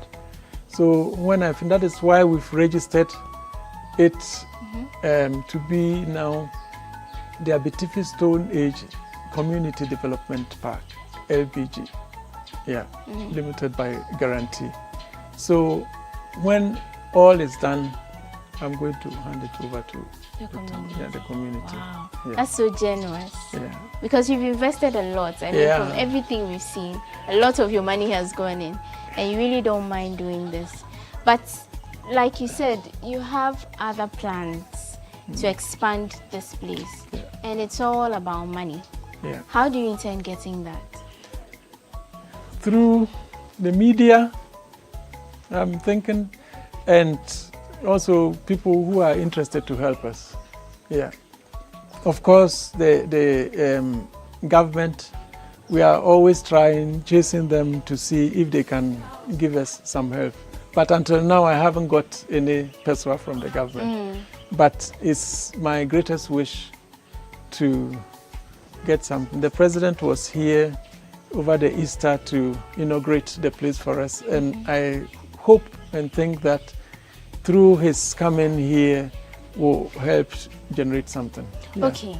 Widmaya was also here and made GoFundMe for Stone Age Park. Right. And we got $10,000. Okay. Yes. I would be very glad if through this video you got some funds. But how much are we looking at? Because if people want to donate, they should have a fair idea how much is needed to do the projects you want to do for this. Yeah, this is a lifelong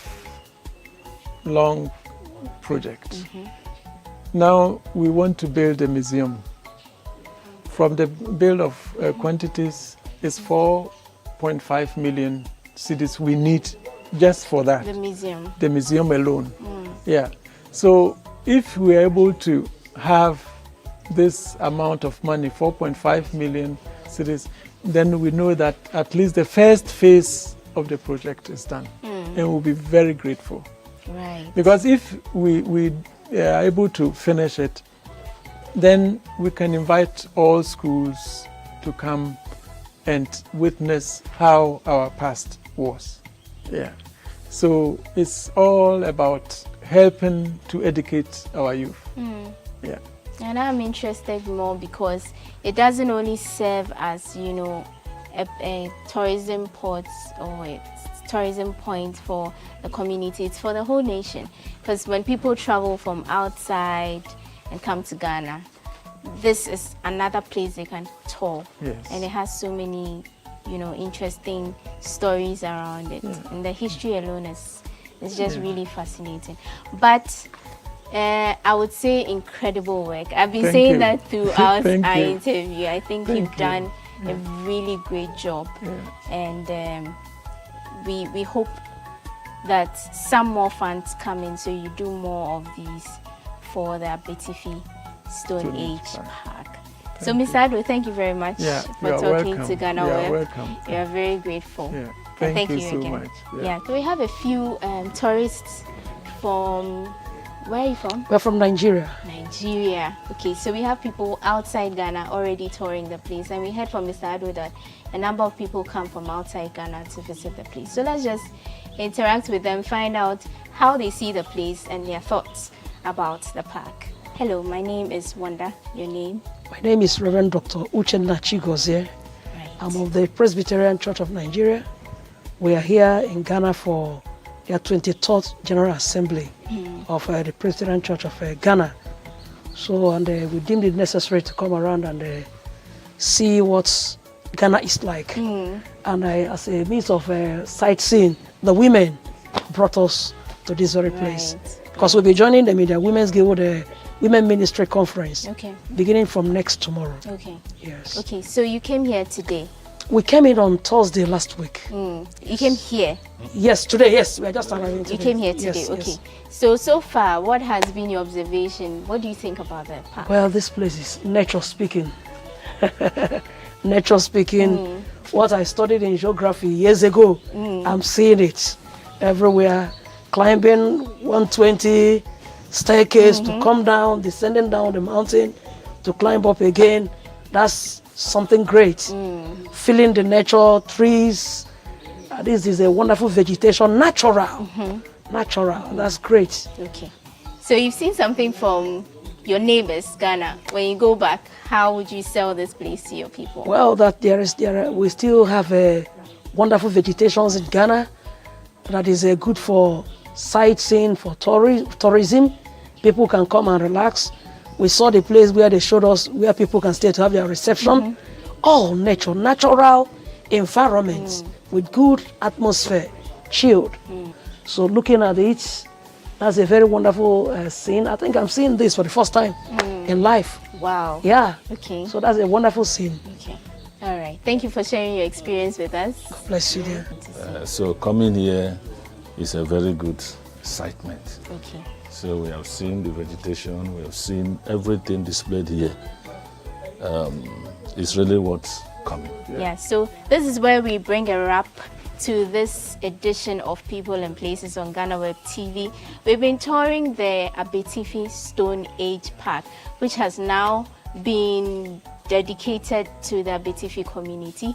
But of course, you heard Mr. Ado talk about funding and the need for more resources to be able to expand this place. So it would be a possibility if you are generous enough to send some monies to the accounts put down there in this video. So do us the honor, send your little widow's mite. Let's see how this place expands and helps Ghana's tourism potential. This is People and Places. I'm glad you could stay with us through this. I'll see you in another episode with another exciting package. My name is Wanda Ami Edwasari. Take care.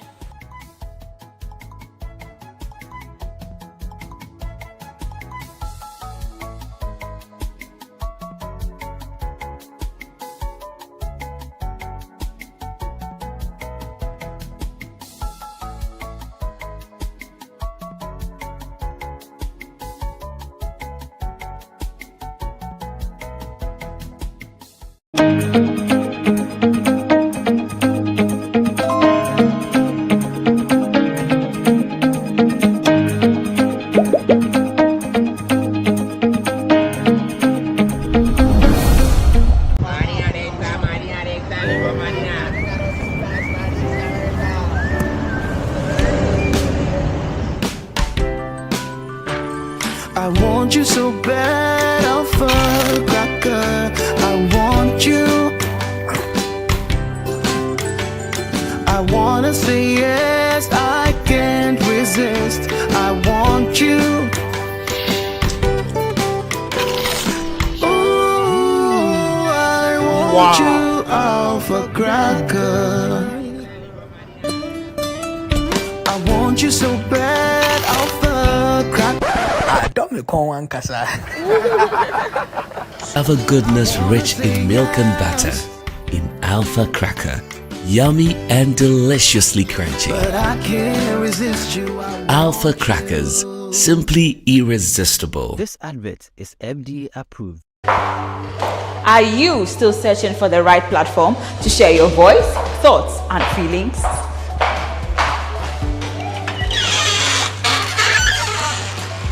Then the GhanaWeb Reporter on the GhanaWeb app is the perfect app for you. It is Ghana's only citizen journalism and infotainment platform.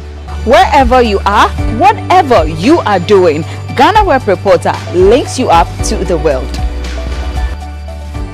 The Reporter also gives you the opportunity to blog or become a citizen journalist, so you share stories with the rest of the world about cities, music genres, pop culture, tech, politics, etc. Download the GhanaWeb app from the Google Play Store or App Store on your smartphone and open it. Tap on the member button at the bottom of your screen and follow the easy steps to register with your phone number or email, and you are ready to become a reporter. GhanaWeb Reporter, democratizing journalism and empowering content creators.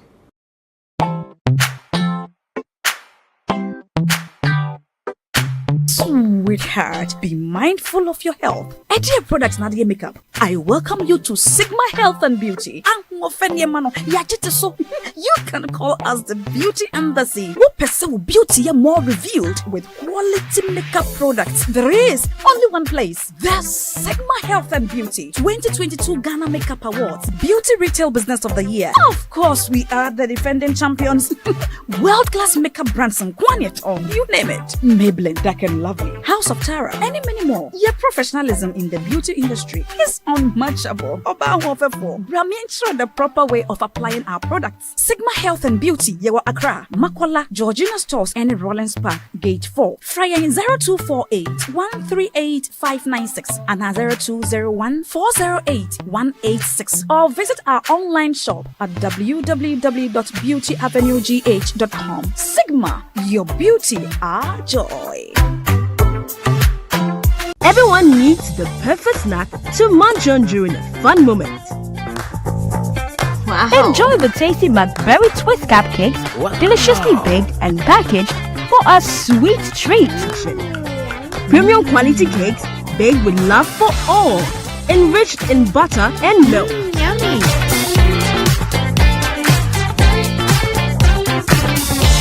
Oh, McBerry Twist cupcakes, simply irresistible. Try one today. This advert is FDA approved.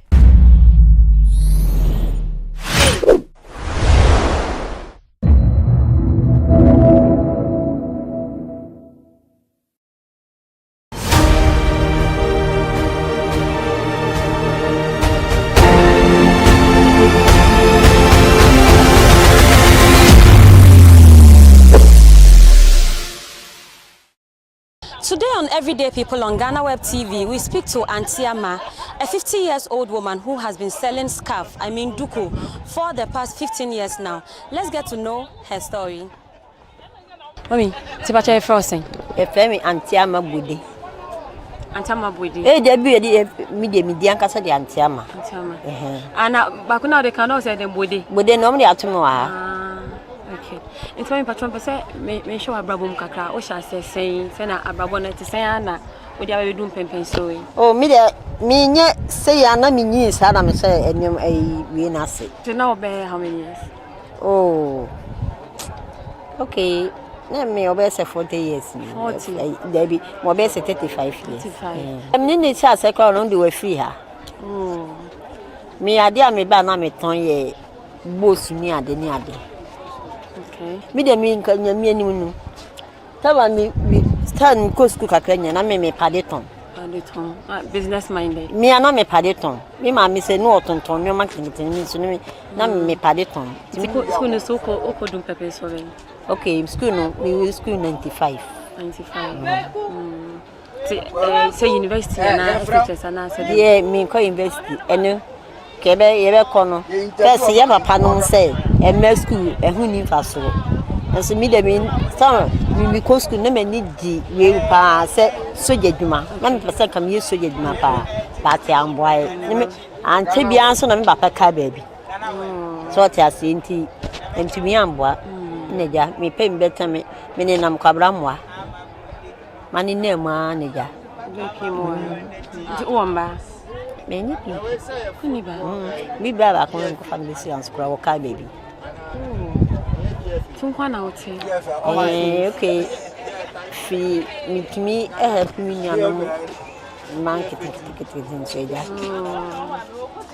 Nti so unya 35 years now share years. Nti usha how many years now what me aton ade entade. Say me go 50 years. 50. So if I say not like 15 years ana. 50 15 years. Nti usha say woton den na wotumi aye dey film. Oh, first ni dem meton no. Me fans obi kura na mo akwa oni na mo ti say sebi onyi bi. Me fa ne ti say sebi me ba. On me share na anya ko dey see we ni. Onyi wie no, okuresi me kon ho. Nti bi fe ni ni nyina aye nyame adwuma. So ti ase. Nti ina dey oton a nti na dey wotumi nya be sesen. Dey. Oh, mi sika dey mi ntumi nka nkyerɛ. E dɔɔso won. Oh, mi nka nkyerɛ, e santi mi nka. We aka say nka nkyerɛ, cha say e dɔɔso. Mi first ni dey ton dey na mi hu, but they say dey. Nti wa say sisi obi ba say e bia me interview obi ba na so aka say pesa me boa wa dey na nka be pesa ni pan ba ya. Nka ba ka wa tu say na me koda. Koda. Coffee. You heard it all for yourself. This is the story of Auntie Ama. Everyday People on GhanaWeb TV. My name is Victoria Cheibafo.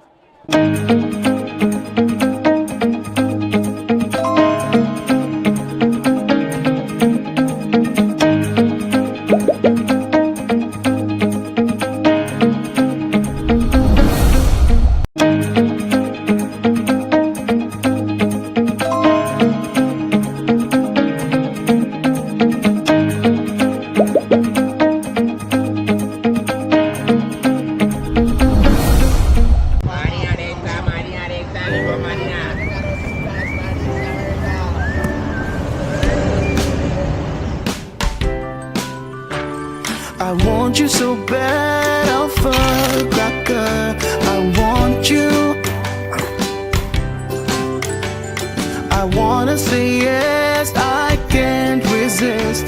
I want you. Ooh, I want you, Alpha Cracker. I want you so bad, Alpha Cracker. I don't make one kasa. Alpha goodness rich in milk and butter. In Alpha Cracker.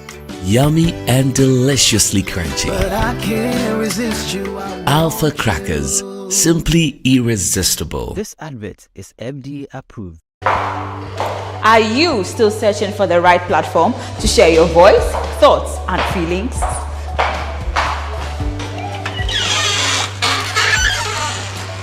Then the GhanaWeb Reporter on the GhanaWeb app is the perfect app for you. It is Ghana's only citizen journalism and infotainment platform. Wherever you are, whatever you are doing, GhanaWeb Reporter links you up to the world. The Reporter also gives you the opportunity to blog or become a citizen journalist, so you share stories with the rest of the world about cities, music genres, pop culture, tech, politics, etc. Download the GhanaWeb app from the Google Play Store or App Store on your smartphone and open it. Tap on the member button at the bottom of your screen and follow the easy steps to register with your phone number or email, and you are ready to become a reporter. GhanaWeb Reporter, democratizing journalism and empowering content creators.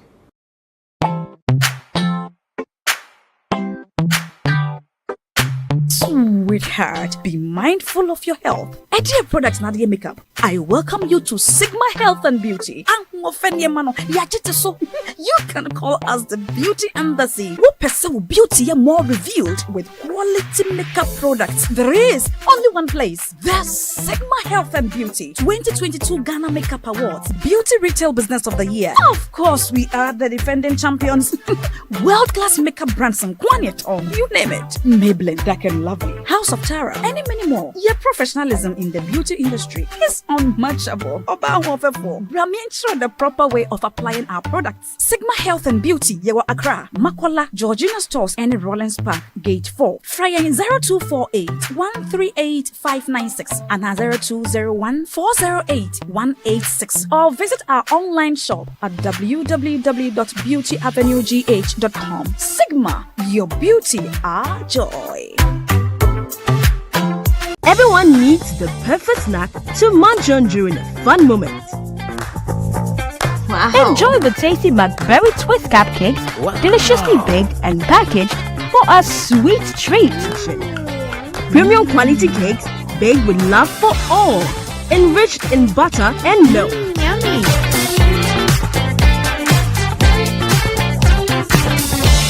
Oh, McBerry Twist cupcakes. Simply irresistible. Try one today. This advert is FDA approved.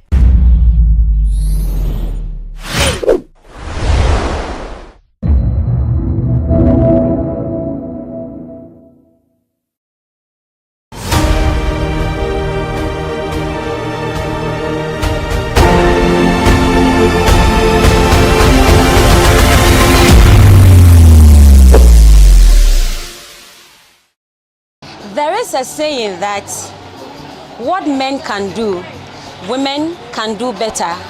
On this episode of Everyday People on GhanaWeb TV, we speak to a very young lady and sweet, smart girl called Peace.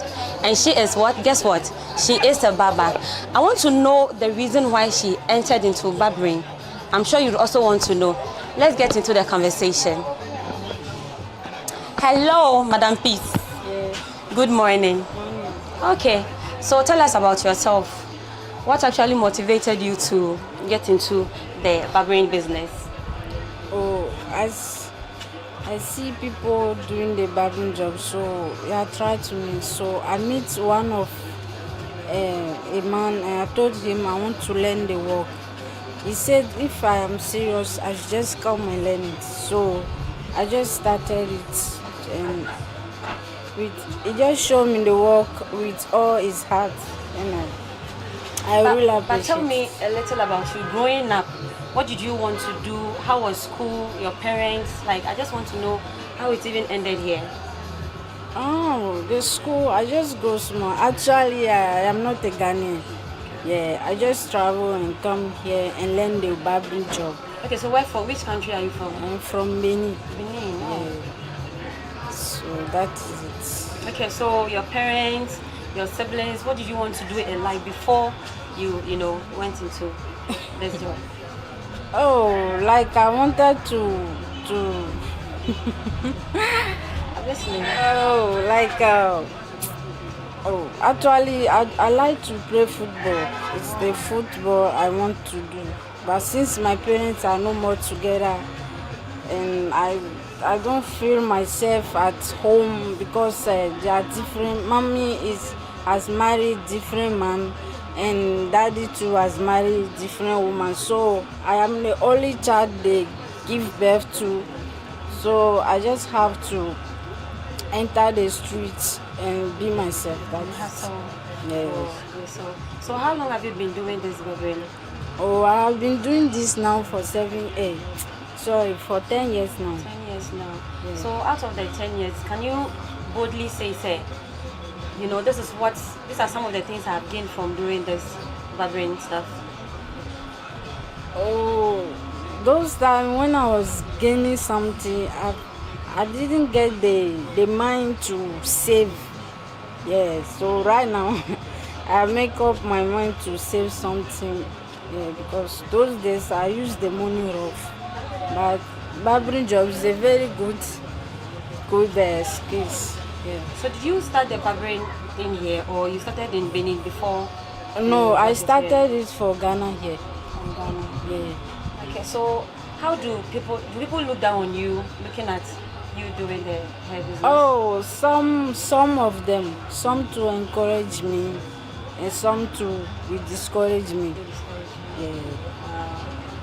So in a day, how much are you able to get or gain from barbering people or trimming people's hair?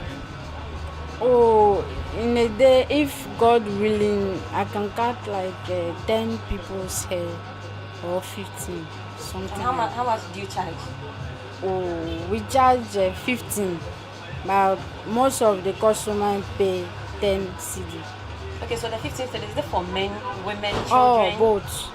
Both, yeah. Because I know in some barbering shops, when you go, they have the list of prices. Children 10 cedis, women 50 cedis, and then men 30 cedis. How is yours like? Oh, mine is, the grown-up is for 15 and the youngest one is for 10 cedi. So if I take off my hair and I want to cut it, how much will you charge me? Oh, I only charge you 50 because that's how we take it for here. It depends on the look of the shop too, in the area that the shop is. Yeah. So do you have a room of your own, or how are you able? Where do you sleep and all of that? Oh, no, I don't have a room of my own. When we close from the job, I just find somewhere around and sleep. Somewhere around?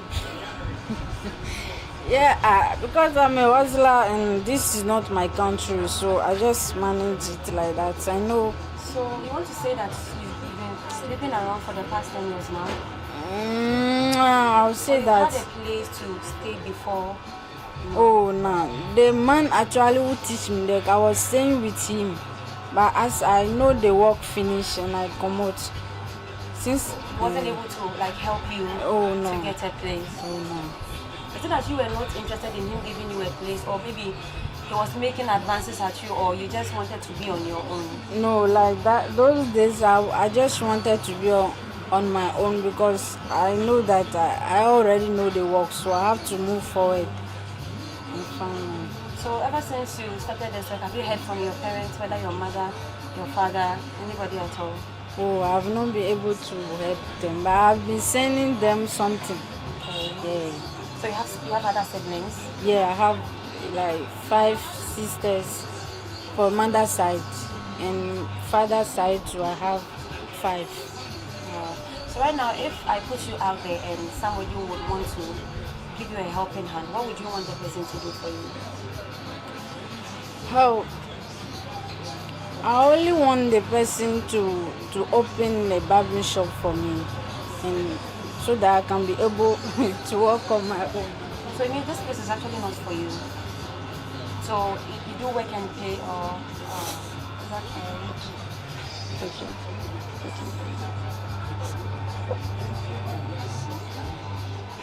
So you do work and pay for the person? Yeah. So in a day, when you finish, you give the money to the person pays you? Yeah.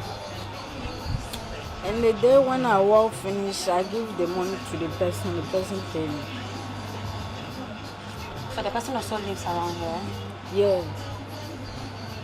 The person also is a barber.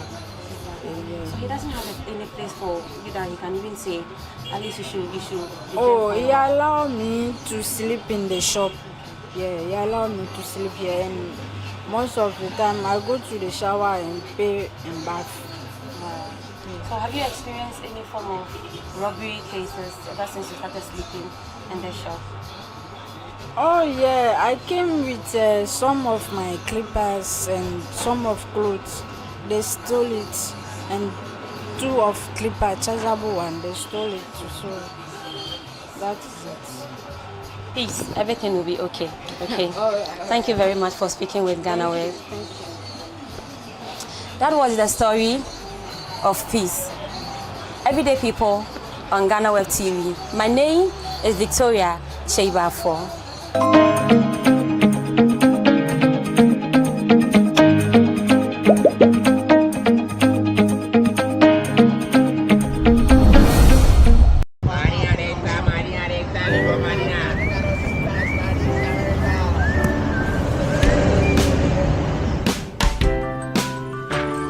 I want you so bad, Alpha Cracker. I want you. I wanna say yes, I can't resist. I want you. Ooh, I want you, Alpha Cracker. I want you so bad, Alpha Cracker.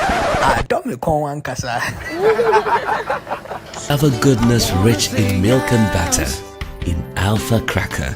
Yummy and deliciously crunchy. But I can't resist you. Alpha Crackers, simply irresistible. This advert is FDA approved. Are you still searching for the right platform to share your voice, thoughts, and feelings?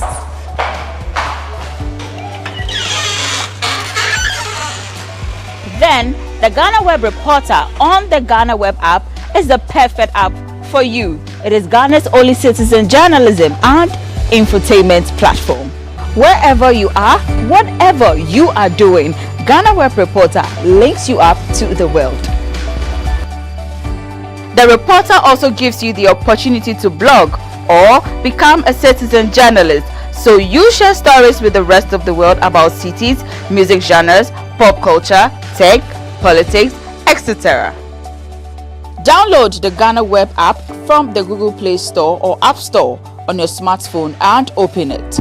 Tap on the member button at the bottom of your screen and follow the easy steps to register with your phone number or email, and you are ready to become a reporter.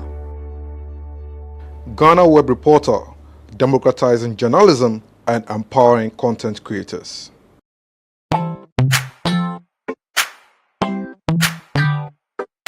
Sweetheart, be mindful of your health. Idea Products Nadia Makeup. I welcome you to Sigma Health and Beauty. You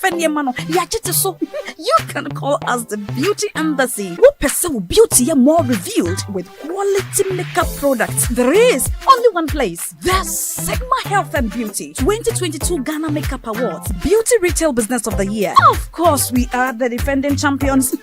World-class makeup brands and Kwanyet, you name it. Maybelline, Dark and Lovely, House of Tara, and many more. Your professionalism in the beauty industry is unmatchable. Brahmi ensure the proper way of applying our products. Sigma Health and Beauty, Yewa Accra, Makola, Georgina Stores, and Rollins Park, Gate 4. Fryer in 0248 138 596 and 0201 408 186. Or visit our online shop at www.beautyavenuegh.com. Sigma, your beauty, our joy.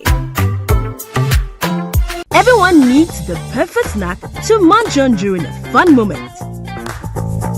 Wow. Enjoy the tasty McBerry Twist cupcakes, deliciously baked and packaged for a sweet treat. Premium quality cakes baked with love for all, enriched in butter and milk. Yummy.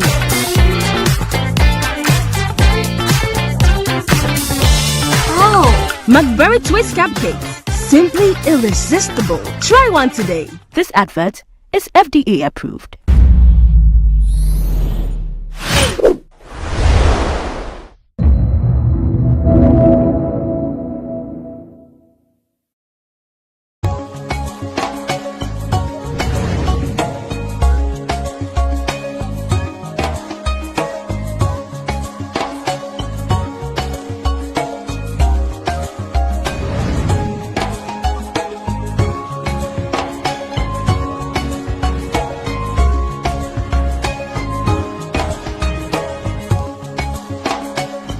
Us as a country, where I want to see us go in the next few years is to move public transport completely from a dependence on petrol and diesel to fully electric vehicles. That is really where Ghana ought to go. And it is doable. It's very doable. It's not something that, it's far-fetched. Right? Orders are already being made by other countries. Orders are being made by other countries. As a matter of policy, we ought to move away from petrol and diesel to electric vehicles. As a matter of policy, the whole issue of climate change and that transition, that energy transition for Ghana and moving away from that dependence on fossil fuels to more, green energy is very, very important for us. And this is one of the ways in which we can achieve that transition. Because as you know, we spend a lot on fossil fuel. But the other thing that is very, very important for Ghanaians, households, individuals, is the high cost of transportation. If you look at the cost of transport in Ghana, there are two elements that dominate that pricing formula for transport. One is fuel, the other is spare parts. Isn't it? Yes. Those are the two elements that dominate the cost of transport: fuel and spare parts. Now, with what you're doing with electric vehicles, generally, the fuel cost really becomes very minimal. Yeah. And then because of the nature of the engines for electric vehicles, they don't have high maintenance. It's very low maintenance. Very, very low maintenance. So with these two elements, you will reduce the cost of transport very significantly. To deal with one of the aspects of the cost of living increase that Ghanaians are facing on a sustainable basis, we need to really, as a matter of policy, say that, look, let's move away from the dependence on, fossil fuels, petrol, diesel, to electric vehicles. And make sure we can make it happen. Are the charging stations available? Let's make it happen. Don't say it's not possible. It is possible. It is. For example, you could really help the TVET institutions design a curriculum in terms of EV maintenance and so on. Because as we move and see more adoption of EVs, you'll need more people who can maintain. We as a country really have to believe that it is possible to leapfrog many of the advanced countries in the area of technology. And I think that in the area of electric vehicle manufacturing, I think we have a bit of a comparative advantage in Africa and in Ghana compared to the more advanced countries. But what really will make it happen is people who have the ideas, who have the dedication, like you who have thought through this whole value chain in this whole enterprise, and you've been able to put something together. From our point of view as a country, we are very interested in your success.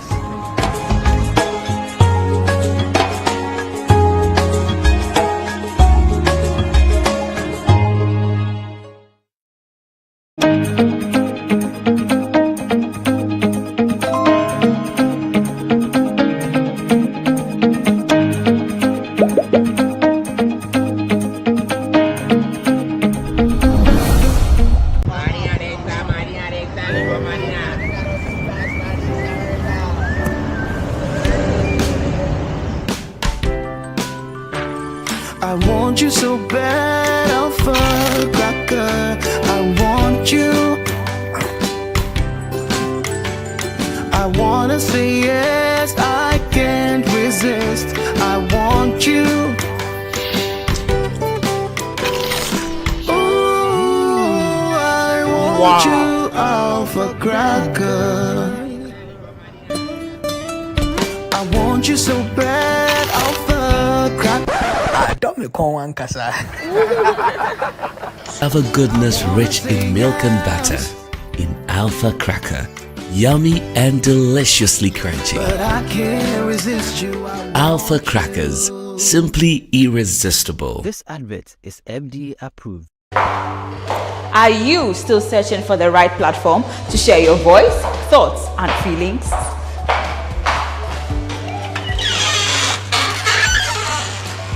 Then the GhanaWeb Reporter on the GhanaWeb app is the perfect app for you. It is Ghana's only citizen journalism and infotainment platform. Wherever you are, whatever you are doing, GhanaWeb Reporter links you up to the world. The Reporter also gives you the opportunity to blog or become a citizen journalist, so you share stories with the rest of the world about cities, music genres, pop culture, tech, politics, etc. Download the GhanaWeb app from the Google Play Store or App Store on your smartphone and open it. Tap on the member button at the bottom of your screen and follow the easy steps to register with your phone number or email, and you are ready to become a reporter. GhanaWeb Reporter, democratizing journalism and empowering content creators.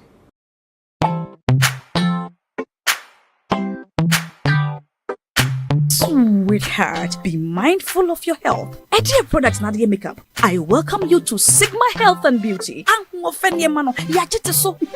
can call us the Beauty Embassy. Who pursue beauty more revealed with quality makeup products. There is only one place. The Sigma Health and Beauty 2022 Ghana Makeup Awards. Beauty Retail Business of the Year. Of course, we are the defending champions.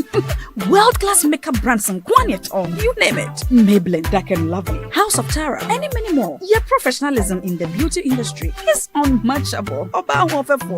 Ensure the proper way of applying our products. Sigma Health and Beauty, Yewa Accra, Makwala, Georgina Stores, and Rollins Park, Gate 4. Fryer 0248 138 596 and 0201 408 186. Or visit our online shop at www.beautyavenuegh.com. Sigma, your beauty, our joy. Everyone needs the perfect snack to munch on during a fun moment. Wow. Enjoy the tasty McBerry Twist cupcakes, deliciously baked and packaged for a sweet treat. Premium quality cakes baked with love for all, enriched in butter and milk. Yummy.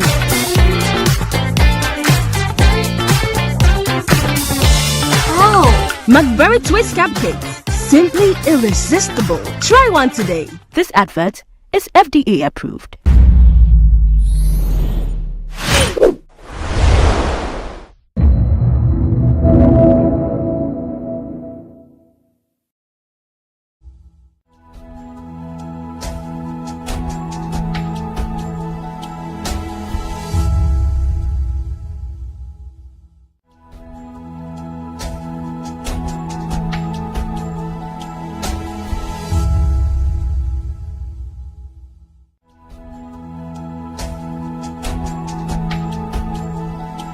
from the Zongo Development Fund, our distinguished invited guests, the press, ladies and gentlemen, good morning and welcome to the Minister's Press Briefing here at the Ministry of Information. This morning, Dr. Arafat Suleiman Abdullahi, the Chief Executive Officer of the Zongo Development Fund, has led a very powerful delegation to our ministry to provide updates on all the wonderful things that has been happening at the fund.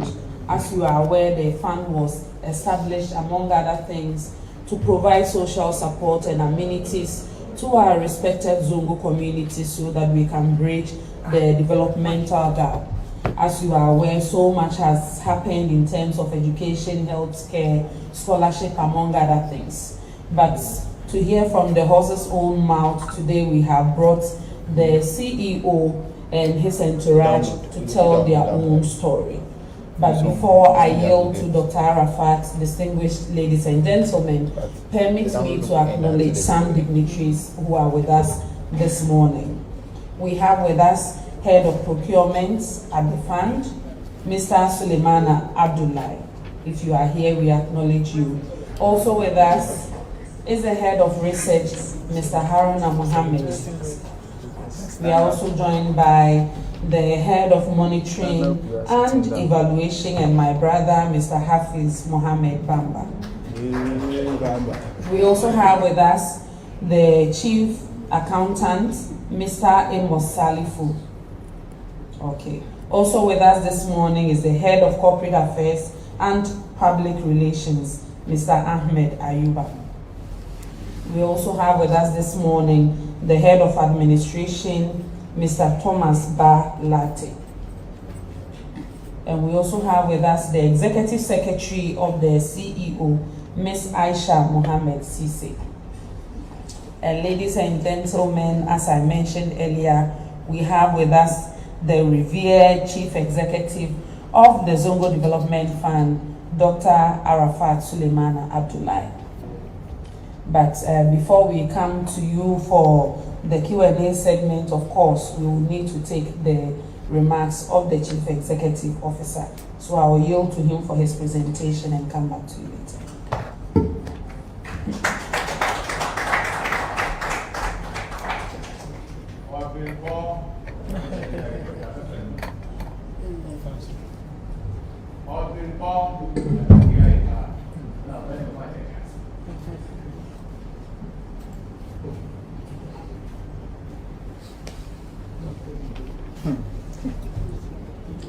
Honorable Deputy Minister,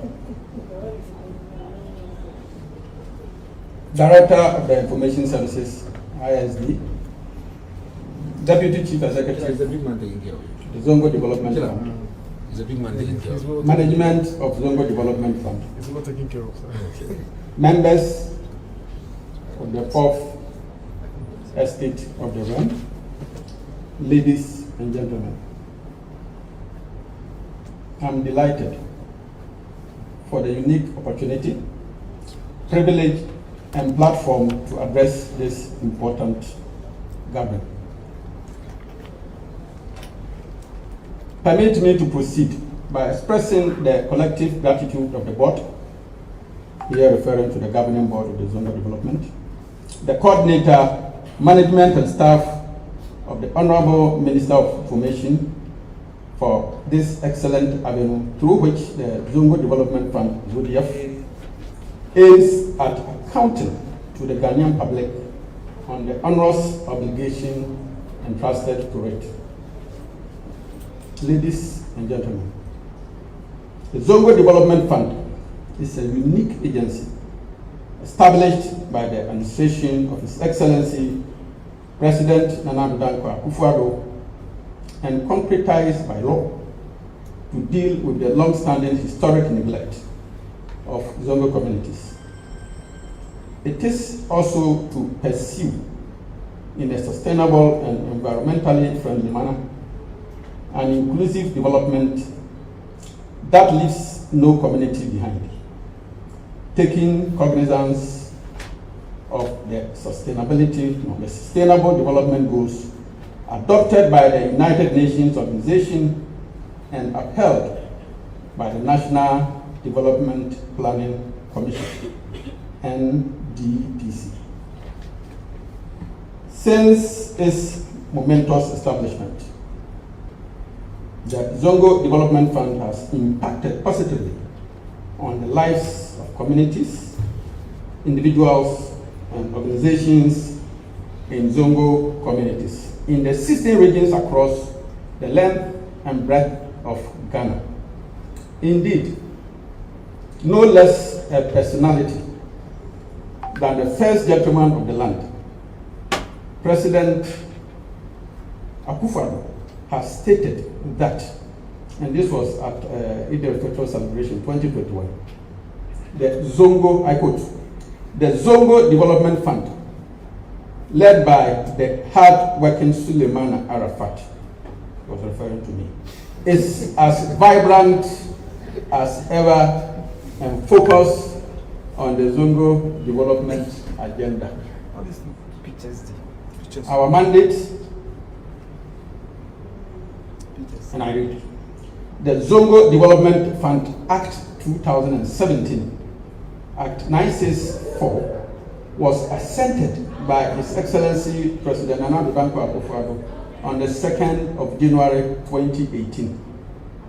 The fund is mandated to provide financial resources to develop and transform the social and economic conditions of Zongo communities. And we do that in these forms: to invest in basic services and strategic infrastructure, financing education and training programs of the youth in Zongo communities, support for local businesses in Zongo communities, promotion of programs to support tourism, culture, and arts in Zongo communities. Bringing the list to the rear, provision of social protection for the poor and vulnerable children, men and women in Zongo communities. Ladies and gentlemen, our presentation today will focus on 3 broad thematic areas, namely social infrastructure, economic empowerment, community engagement / peace and security. Honorable Deputy Minister, as a testament to our determination to ensure that the presentation we have is evidential and could be tracked, we are disseminating visuals so as to validate and to provide opportunities for the public to track the veracity of the information we are providing.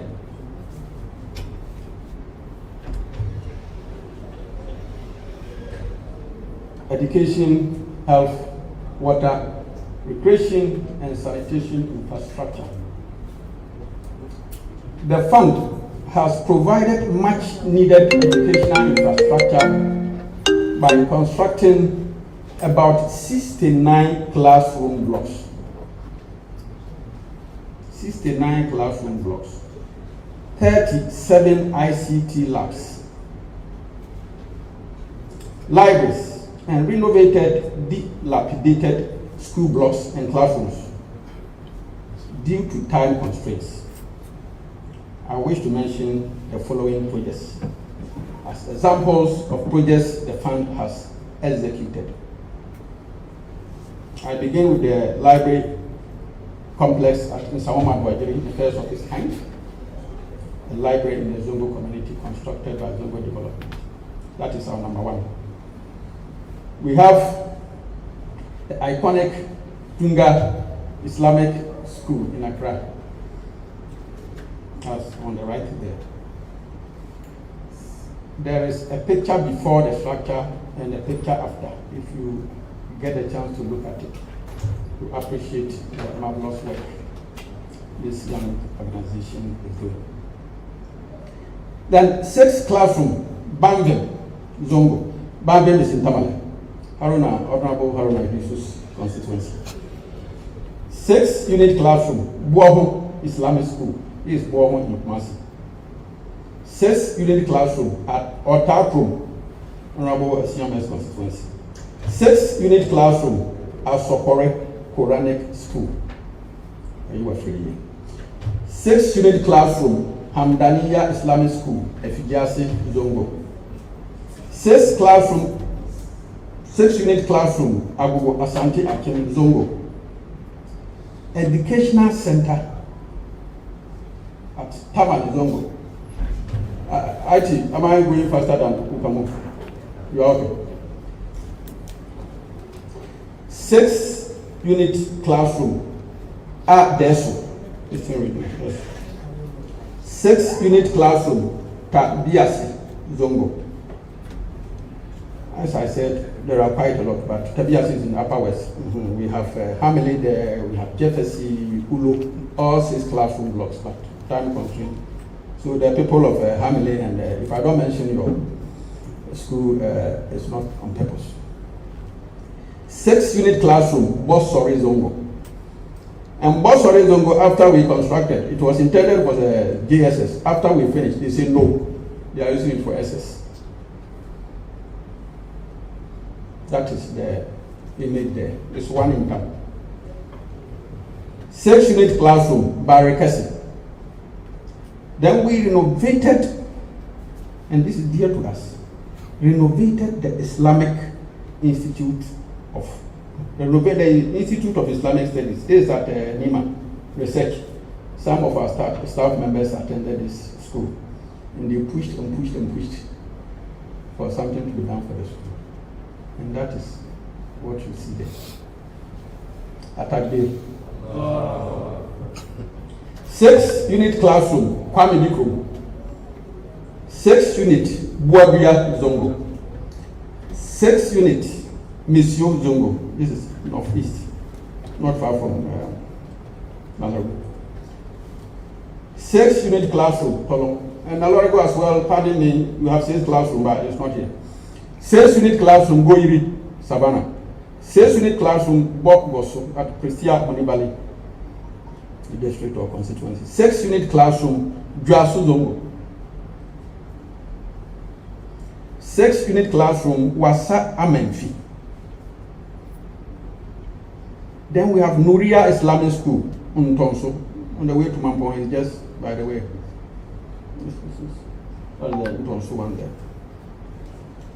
That 6-unit classroom at Bofuo Zongo. Then we have a 6-unit Offenso Kokoti. 6-unit Aija Zongo. 6-unit Inswaim Bosomi Frahon constituency. Then we have Boji to Western North. Honorable Samson Ahins Sepi Bodi. Then we renovated classroom block at Latte, Biokoshi, Sabon, Zongo. It is important to add that every single one of the structures I've mentioned, they came with it finished 6 classroom desks, like 150 of them, 50 in each. So 5 times 6. So that is 300. Yeah. So every single one of them, we finished it. There were others which we didn't build, but we finished. Some of them, I have them here. Ahamasu Zongo provided furniture. I've left some out because already they are here. We have Tolon 6 classroom. We have the furniture there. We filled it. Akantin Fulani Zongo. Awutu Senior Schools. We've written Awutu Senior Schools because we deposited 1,500 dual decks at the district assembly for them to distribute. The MP requested, Honorable Howard requested, so we said, Madam, that is it, supply. So it went to various schools in the constituency. We have Pando Zongo, we have a school there where we finished. I'm not mentioning offense property because it's already here. Hamdania Amanfi Central in Swayim number 2. Then there's this ICT centers we have. That's Zongo Going Digital. We have a lab at Tepa Islamic School, ICT lab. We have Sharif Islamic School, Elmina. New Doma Basic School, Aswaj Cluster of Schools, Lahia Islamic School, that's in Cape Coast.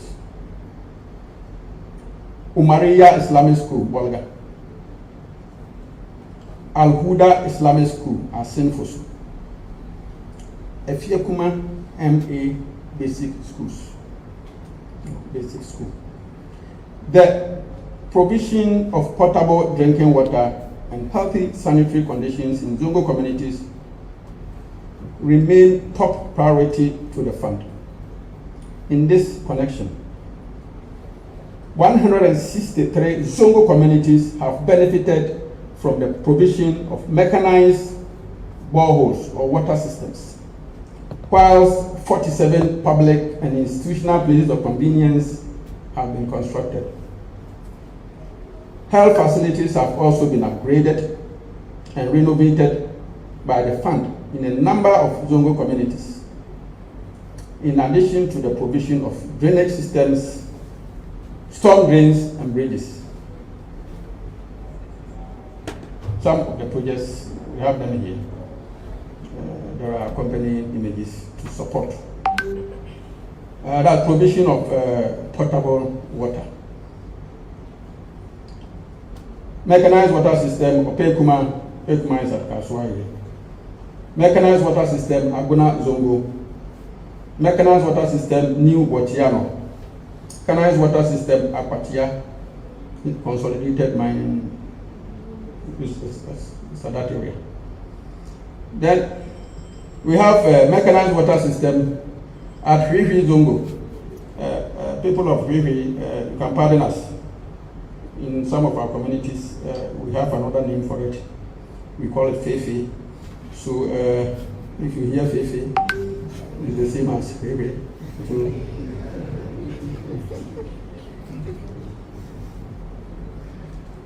mechanized water system, Zarwa, is in the Timpani constituency. Mechanized water system, Damanko. We have Jasikan, Kuduashon, Kungung, Sesewa, and Sagabu, following in that order. Provision of places of convenience. These are all 10-seater mechanized ones. We have Wadia Edumakasi Zongo. Shishao is in Kumbungu area. So it's Kumbungu Shishao. The picture. Check Shao. Yes. I've been corrected, it's not she, but check. Commander Zongo. Salaga Zongo. Salaga is a big Zongo. So, Salaga. Inkaria Zongo.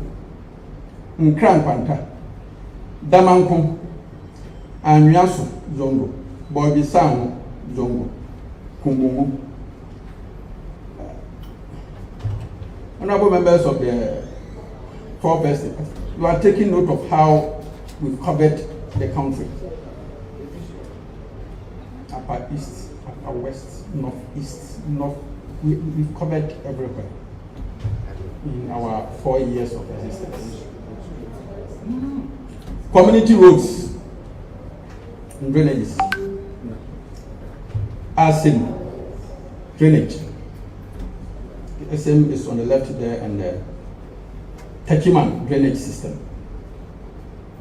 Community road, Agogo, Santiago. Then community road at Kintampo Zongo. You have the picture of Nanafa Yinamade. I have to pass a little comment here. When we went to commission this project, the chief of Kintampo Zongo, Chief Nanafa Yinama, was telling us, since the establishment of the Zongo community, I think he has the specific date, 1870. this is the first time they are seeing a tarred road in the Zongo community.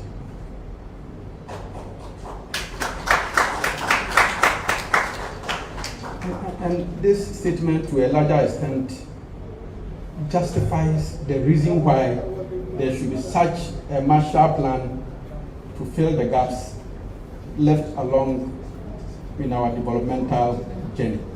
There are other such examples.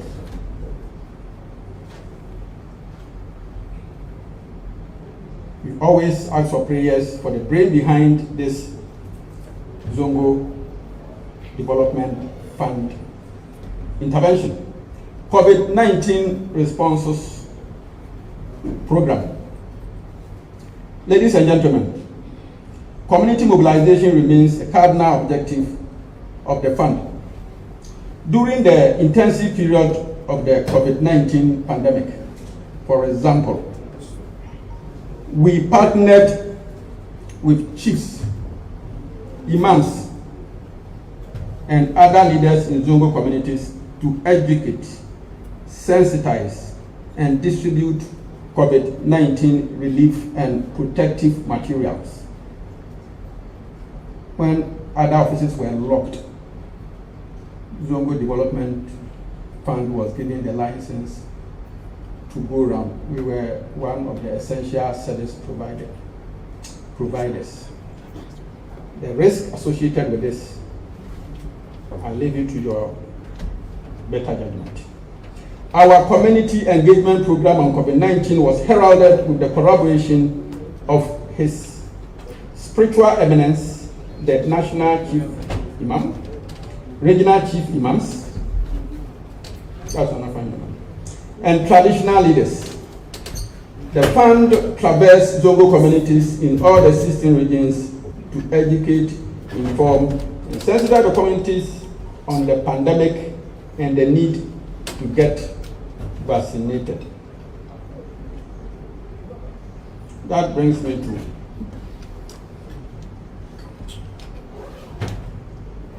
to a crucial area of the fund. I'm talking about the community sports and social centers. Call them AstroTurf. But to those of us in Zongo communities, it's more than an AstroTurf where you go and play football day, night, and go. No. That is the same venue where we do our outreach, same venue where we do our Suna, same venue where we do our Maulid, and all other important functions. 24/7, we find the value of this project. In the area of sports, recreation and community mobilization for social cohesion and economic development, the fund has invested in the construction of 18 community sports and social centers, thereby emerging as the foremost provider of community sports infrastructure in Ghana. I say this with emphasis. We are the leading provider of AstroTurf in the country. Fabima.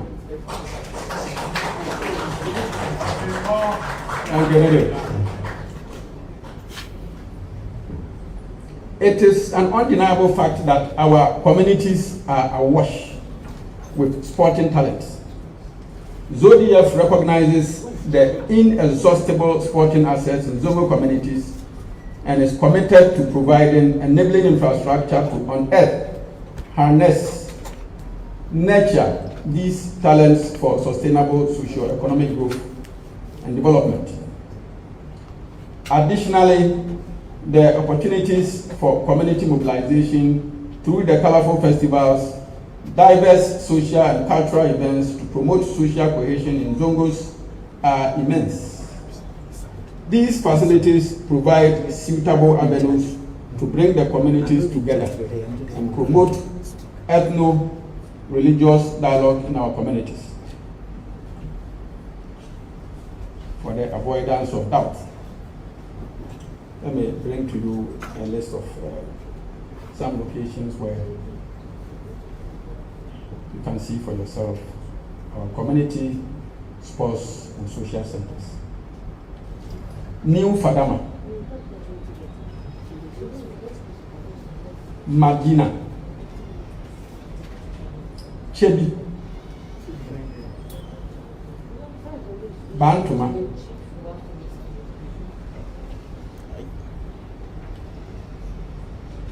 Salaga, Yeji Zongo, Wale Wale, Bolga Zongo, Old Tafo Zongo. Just by the way to Mampong, is there? Esikado Zongo, Honorable Dugatis area. Anya Soutium Zongo, Doa Zongo, Kwaben Zongo, Agogo Zongo, Achim Odan Zongo, Larabanga. These are the 16. And we have been moderated. There are others very close to finishing we didn't want to touch. Dunkwa Onofen is under construction. Some small technical issues, but it's under control. Now we have Chira under construction. Progressing, I have economic empowerment. And our star intervention there is what we have termed Zongo Preneurship. You may not find it in any dictionary, but it's a reality. Honorable Deputy Minister, in pursuit of its onerous mandate of providing entrepreneurial training, economic empowerment, and skills development, the fund has provided skills training to 1,200 youth from various Zongo communities. 500 youth have also seized the opportunity provided by the fund to acquire training in specialized skills, financial aptitude, and competence. Educational grant, that's another topic. Ladies and gentlemen, the Zongo Development Fund remains very concerned about the strenuous challenges faced by brilliant but needy students from Zongo communities in pursuance of tertiary education. Indeed, the implementation of the free senior high school program by the President Nabdanko Akufo-Addo's administration has expanded unprecedented access to secondary education in Zongo communities. Consequently, and rightly so, the quantum of students pursuing tertiary education has remarkably increased. The Zongo Development Fund has therefore provided educational support grants to 972 students engaged in various academic disciplines.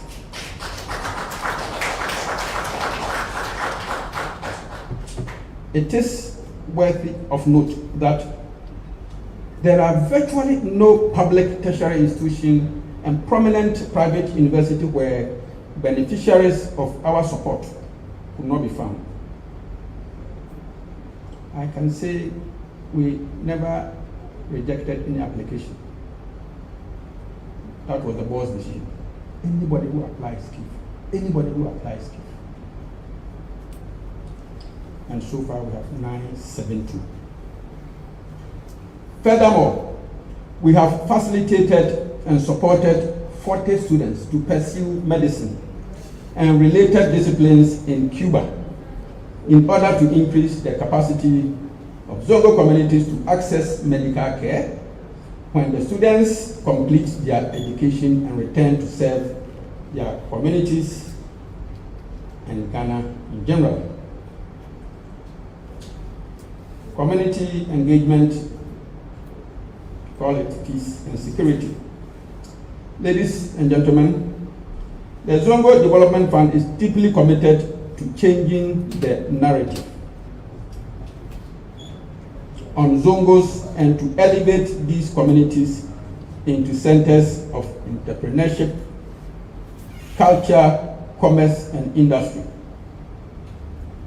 Following the launching of the Zongo for Peace and Development ZOPAT program by His Excellency President Nana Dankwa Akufo-Addo in the Ashanti region, the fund initiated capacity building conferences in the Greater Accra and Ashanti regions with a view to forging partnerships, convergence, and collaboration. The conferences provided an excellent opportunity to sharpen the skills and competence of chiefs, imams, magajias, youth leaders like Sarkin, in the prevention and management of conflicts. These are key stakeholder personalities within every Zongo community. You do your community entry and you don't go through them, your move becomes a non-starter. It also afforded us an avenue to forge important partnerships, convergence and collaboration under the theme Peace and Security in Zongo Communities, Changing the Narrative. Participants were drawn from Central, Western, Greater Accra, Volta, and Oti regions for the first segment of the program. The second segment took place in the Ashanti region and had participants from Eastern Bono East, Ahafo, and Ashanti regions. Ladies and gentlemen, the Zongo Development Fund remains focused in exerting every effort to change the narrative and to erase public perception of Zongos as communities plagued by violence, drug abuse, and insecurity. Indeed, we are witnesses to communal conflicts and violent altercations that threaten the peace and security of our communities. We are also witnesses to the wanton and open proliferation of illicit drugs and psychotropic substances trafficked and consumed in our communities. Next heading is a community lightening project, a way of ensuring security. Ladies and gentlemen, peace and security play pivotal roles in the overall development of Zongo communities. The fund has therefore complemented its efforts in these areas by investing in the provision of community street lights, street lighting systems targeted at improving visibility and public safety. Several beneficiary communities in the regions are witnessing improved ambience and enhanced security. Zongo communities in Greater Accra, Ashanti, Eastern, Volta, Central, and Oti regions have benefited from this project. Others are in the Western, Upper East, Savannah, Bono East, Northern, Northeast, and Upper East regions. Technically, we are everywhere. Thus far, about 13,000 high-intensity street bulbs have been fixed in several Zongo communities. 13,000 is a huge figure. And the most interesting thing is, they are not just bulbs. You fix them there and you have saved the life of that Kayanu lady who sleeps just by the shop there. And there is an interesting story from Ashama. We are doing our impact assessment. and in the fullness of time, if we get opportunity, we will come here and provide a story never been told in the developmental history of Zongo communities. Honorable Minister, I'm sure when the time comes, we can count on you. Recognition, commendation, and awards.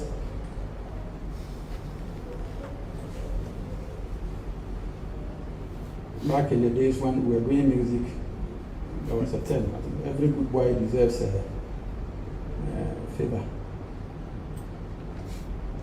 And that goes along with what I'm going to say. Ladies and gentlemen, even as the Zongo Development Fund diligently executes its onerous mandate of transforming Zongo through development, various stakeholders have continued to recognize and appreciate the enormous impact of the fund's interventions in the lives of communities, individuals, and organizations in Zongo communities.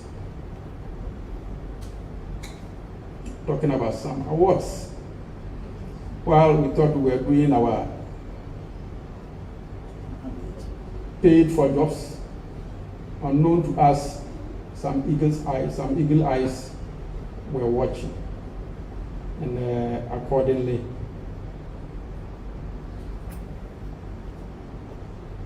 they've appreciated us. And some of the awards, commendations, and recognitions are, the number one is current, I think about a month ago. The Zongo Development Fund, as a fund, was awarded as the Best in Deprived Communities Development Award for 2023. And this event was organized by the Ghana Philanthropy Awards. Then we have the Corporate Ghana Hall of Fame Award, which was given to me personally by an organization, that is the Business Executive. Then 2022, yours truly awarded as the Best Performing CEO. What is that?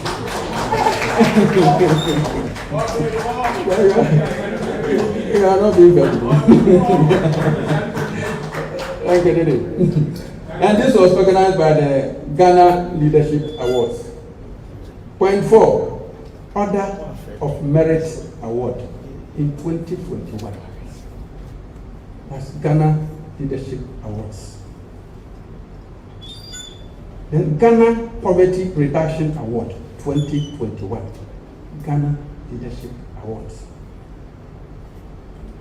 There was an award on the commitment to the development of Zongo youth, given to us by the Hausa youth in Ghana. Then there's another one, that is the Outstanding Contribution to the Underdeveloped Communities in 2023. This is an NGO, Pagbasa Foundation. 2020, COVID time,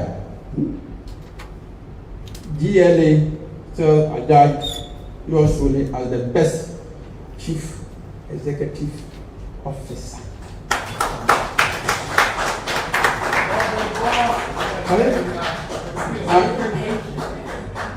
I'm looking at the thing and it's like every year 2 awards. Every year 2 awards. We have 4 years and you can see 8 awards there.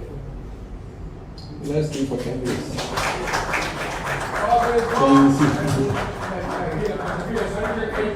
Okay, way forward. Ladies and gentlemen, one second. The Zongo Development Fund remains absolutely committed to the Zongo transformation agenda. The remarkable progress we have achieved in terms of educational infrastructure, health and sanitation infrastructure, economic and social empowerment, as well as peace and security, continues to motivate us to perform even better under the historic leadership of His Excellency President Nana Addo Dankwa Akufo-Addo. The trailblazing support of Vice President Dr. Alhaji Mahmoud Bawumia, the governing board, Zongo Development, and the office of the coordinator for Zongo and Inner Cities Development. You can see the Zongo business is not a one-man show. All hands on deck.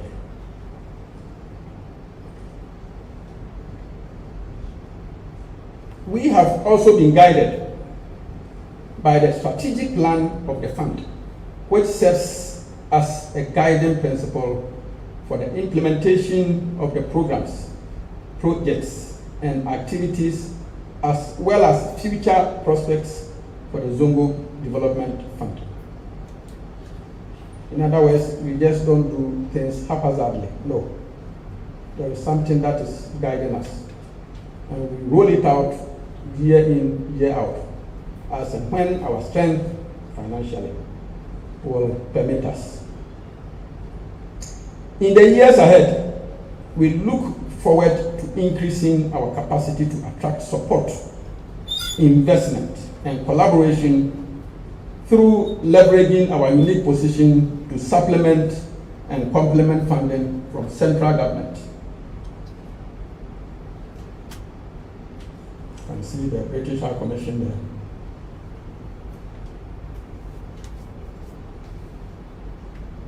And they are our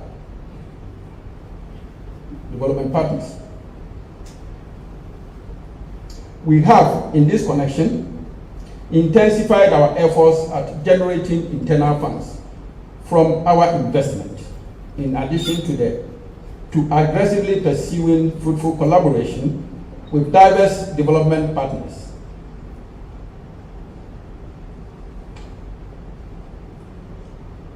If I don't say this thing, I wouldn't be fair to Nana Akufo-Addo. And anywhere I have the opportunity, I mention it. You know, he is a beneficiary of one of our astronauts. And the day he visited the facility, specifically he told me, "Memba, I speak in P. Fa nkrai koma Nana Addo Dankwa Akufo-Addo. Kachira ne se, minim se, onim se me wo NDC." I'm talking about Nana Akufo-Addo, former Minister of Health, Minister of Interior, Minister of Chieftaincy. And he's not afraid or shy to declare his political lineage. Meaning, send Nana Akufo-Addo said, no NDC. Now, so Wamami Astrut. Minifi Kachel. Dance. You see, he has declared his political alienation. His palace is not so close to where the facility is.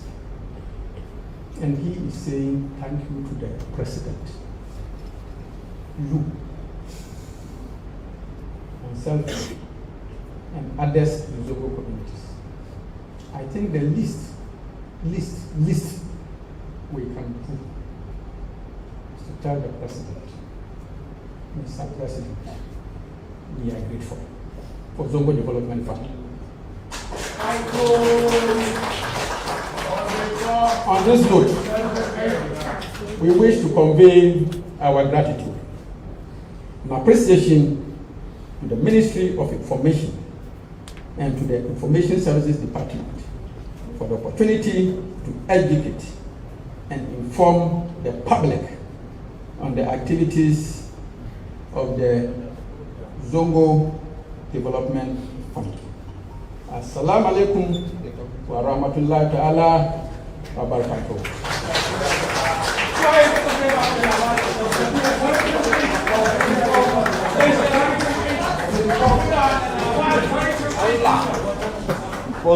So when they are answering the questions, go through the pictures. A bigger round of applause for like all the pictures. Okay. So you can in fact, he mentioned so many projects. It was even getting difficult to keep up. And that is a testament There's a way you can see all the slides that has been done at the Zongo Development Fund. One thing that really touched my heart was a grant support to Zongo students to the tune of 972 beneficiaries. And as a young woman myself growing up in the Zongo communities, I have seen so many dreams lost just because of the financial barrier to education. And trust me, even in the face of free SHS, after the free SHS, there are so many people who would have to pause their dreams just because we come from communities where the majority of people cannot afford. When I left Bokrom MA JHS Block B, there were some of the best students from Zobo communities with single numbers in terms of their passing mark, who could not make it to TR Mass just because they couldn't afford to pay fees. Their best shot was to go to Swami Magazine to work as apprentices so that they can learn a trade for the future. And when I look at the skills, just the mere skills and raw talents of our young men and women in the Zongos, if you go to Swami Magazine, if you go to Abosiokai, if you go to our respective community markets, you will realize that the only difference or barrier of moving these talented young people from those spaces to NASA or to big manufacturing plants is just because of the financial barrier to education. So I really commend you, Chief Executive, and your team for the commitment to support the young men and women in our Zongo communities who are willing and ready to pursue higher education and offering them support. As for the infrastructure, I mean, everything you have shown, I did not see just a single one of them saying we are 20% complete, 30% complete, we will get there. No. It was not about stories. Evidence-based, real-time projects that are impacting communities, and I believe all the beneficiaries will not forget the good work that you have done for Mother Ghana. So once again, on behalf of the Minister for Information, myself, and our management and staff at our ministry, we want to thank you for the good work done and making time to also come and educate the Ghanaian public about some of the developments at your place. It got to a time I realized you were asking for permission to skip some of the communities because there were just too many. So thank you for making time to join us this morning. I would also like to commend the Station of the Nation, GTV, for covering this session. We are also live on Facebook at Ministry of Information. We are joined by our beautiful Chief Accountant, Madam Saudatu Fuseni, our government spokespersons. I can see Palgrave, Manasseh. I think I saw Mr. Botri too. So our team from MOIK, thank you for joining us. Because we've called the press, we can't come and talk without listening to their questions and submissions. So on that note, ladies and gentlemen, if you have any question, kindly show by hand. There is a gentleman at the back, he will bring the microphone to you. You mention your name and affiliation and proceed to ask your questions. Okay, I've seen two, and a third, and a fourth. Oh, ladies first. Maybe let's start from Sarah. Okay, I've seen another lady. So, yes, I am using my powers. So, let's take the 6 in this first round. If time permits us, we will come back for another set of questions. Yes, please. Yeah, your morning. name and media house. Yes, good morning. I'm Harriet Hiaba from Mahab FM. My question goes to the CEO. Youth development is one particular area that everybody was expecting that the fund would deal with. However, I realize that many of our youth seizes are still thriving to survive, endangering themselves and to adventurous journey for survival. So what I want to know is that is there any current policy in place to address some of these issues as far as Zongo youths are concerned? Yeah. Okay, thank you for the question.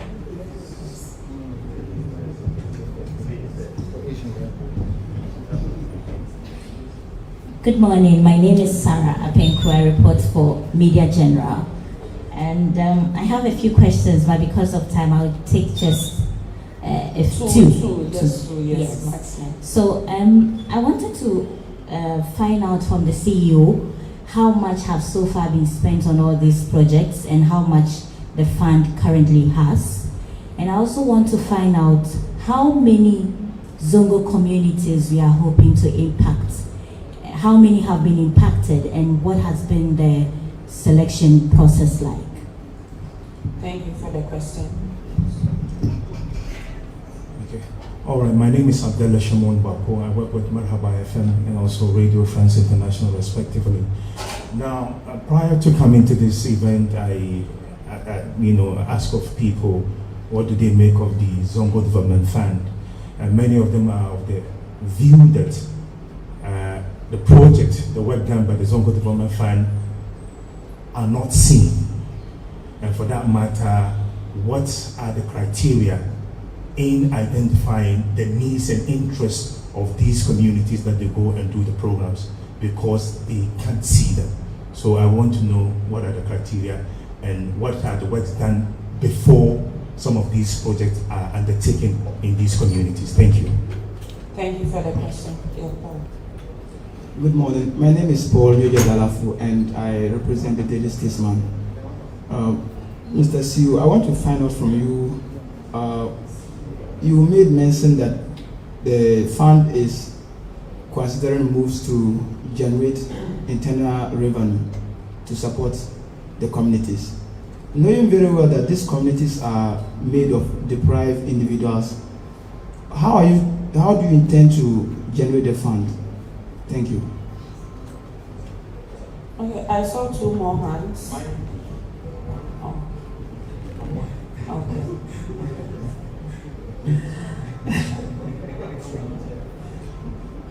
Good morning to you all. My name is Mahmoud. I report for Gaskia TV. My question has to do with the completion of AstroTurf the CEO has mentioned. We cannot talk of Zongos and exclude Nima. Currently, there is an AstroTurf there, almost 70% complete. There is agitation from the youth from Nima. I want to know from the CEO what the office is doing in order to complete that AstroTurf. And secondly, is their sanitation. The youths went on demonstrations several times, but it looks like nothing has been done about the sanitation in Nima. So I want to know from the CEO what the office is doing in order to alleviate those difficulties they are facing. Thank you. Okay, thank you so much. So we'll take the last question for this round and invite CEO for his responses. My name is Obed. I report for GH1 TV and Star FM. So my question was on AstroTurf, but I'll take it from another angle. Now, I am aware that some of these AstroTurf, there are social events that are held on these AstroTurf. I want to find out, are revenue generated from these events that are held on the AstroTurf?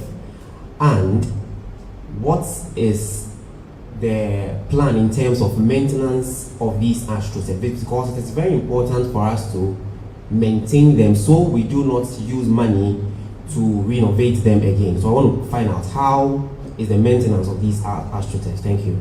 Okay, thank you for the question. But before I invite the CEO, I just saw the former member of parliament for Kaikwe North, Honorable Hussein Issa, in our midst. I know he's hiding at the back. But Honorable, thank you so much for joining us. Okay, so Chief, we are in your hands.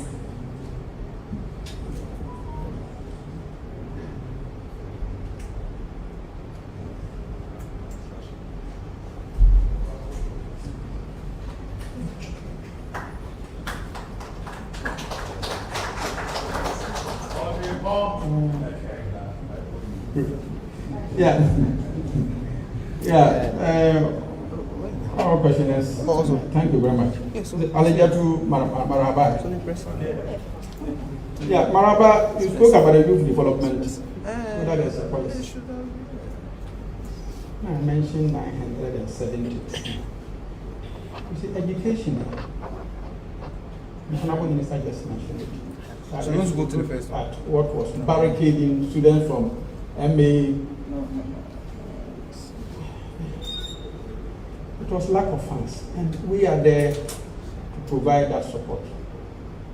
Most of the projects we went through here, I think about 80% is youth-centered. Is it the schools, hospitals, education grants? Yes, there is a policy. And I think I mentioned that we are operating along the line of strategic plan, and we roll it out. And this support for the youth is not any different from the national development agenda, which the government has a bigger plan. So what we are doing is a Zongo version of it. It's a big project going into 2030, national development agenda up to 2030. So we've carved out the Zongo version, and whatever that document is saying we should do for the youth is what we are rolling over year after year. So the youth, yes, we have a policy for them. And the figures we provided are concrete examples. In the Zongopreneur, scale acquisition. And I think we trained them in 4 different vocational skills: coconut extraction, bead making, painting and decorating, and there's another one, tie and dye. So both vocational shoemaking, both vocational and academic, we've covered, I think so. So we have a policy for the youth, and the examples are there. Media general. When I work somewhere I can't answer, I have my commandos here, they will to be on the. How much has been spent? It's huge. It's huge. The amount of money spent on all these projects. Unfortunately, I don't have the exact figure to deliver as maybe to your satisfaction. But you can see them. It's big, and it's a fund we are glad to have.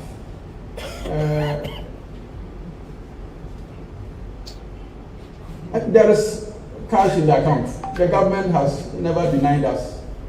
Without cash, we couldn't do this. And I'm sure if you look at the projects together, you can agree with me that if there's lack of that financial backing, we won't chalk successes to this extent. I can't give figures. If accountant is, I don't think he can.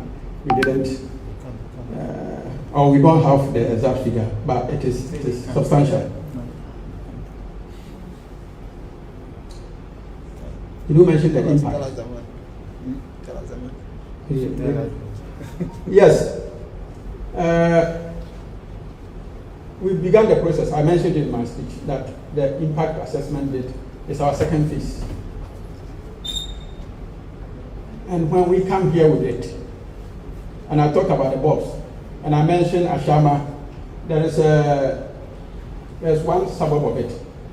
The chief, the police officer, I've forgotten his name. I think at the end of the year, he went to the assembly and told them, you see, when we went and did it, when he was going to give the credit, he went to the assembly. And Zongo was sitting there, they didn't know that way. So he went there and told the DC, is it MC?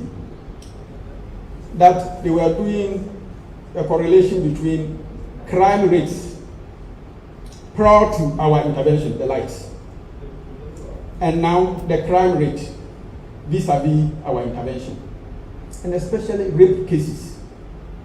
I think like every week they were receiving about 10 rape cases every week. And the poor victims were the Kayayos who have their streets as their abbots. 10 in a week. After we spread the area with about 750 bobs. At the time he went there was no rape case brought to the knowledge of the police. And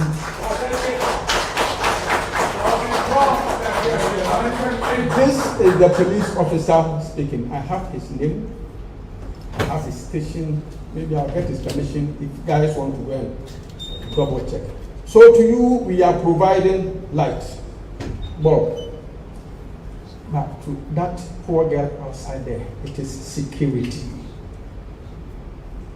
And some of the schools, if they tell you, prior to our school, the distance school children used to cover at the peril of their life, accidents, whatnot. And after Goyiri is an example.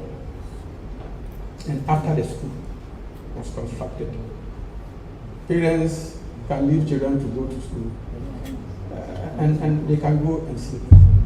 But if you want an elaborate scientific presentation, these are just what we got from people who cared to share their experiences with us. But our monitoring evaluation team and the research, they are on the field already.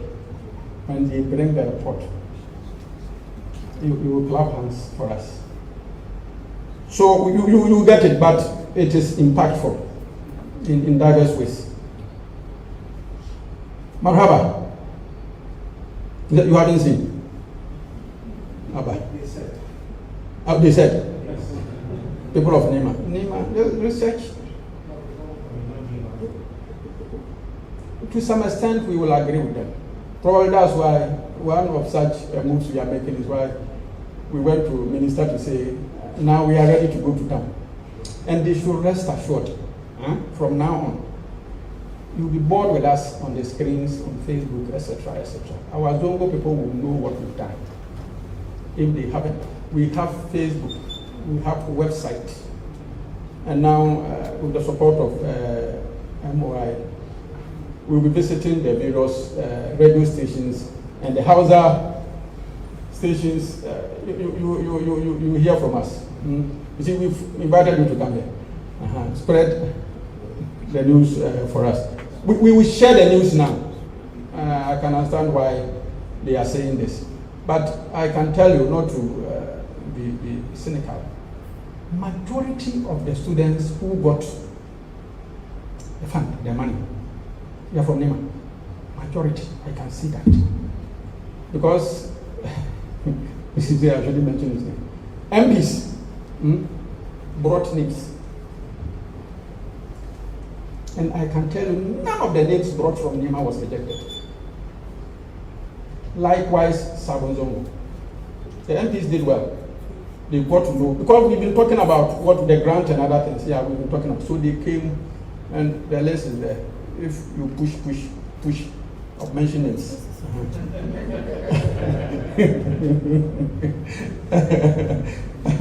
But when they go and they are attacking us, they won't speak for us. They will keep quiet. We will go to town and tell our story. Indeed, there's a popular saying that until the hunter learns how to tell their own story, the story of the bush will always favor the lion. So if you go out there with, and we will do that. PR team has charged, we are going ballistic going forward. Okay.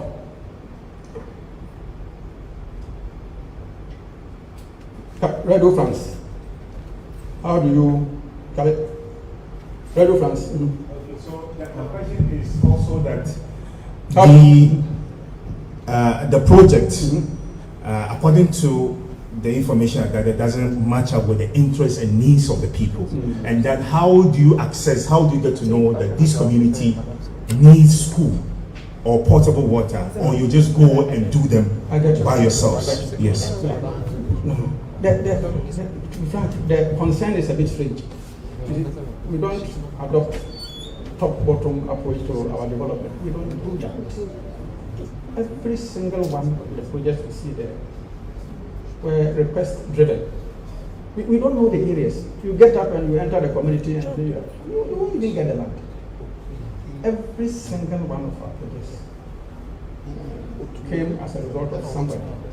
The early days, and some of them came from assemblymen, the MPs, the chiefs, and to some extent when people were going around campaigning, the vibes they gathered, they brought them over, and based on that. So our projects we've adopted the bottom. That's why all of them are being utilized. We don't have an instance of a project finished and nobody is caring to even make use of it. No. My gurus and you know, we inherited from the ministry, Zongo. At the time, the two previous ministers had gone around to gather information, and based on that, we took off. So if whoever is expressing that concern wants to test, you should submit a request.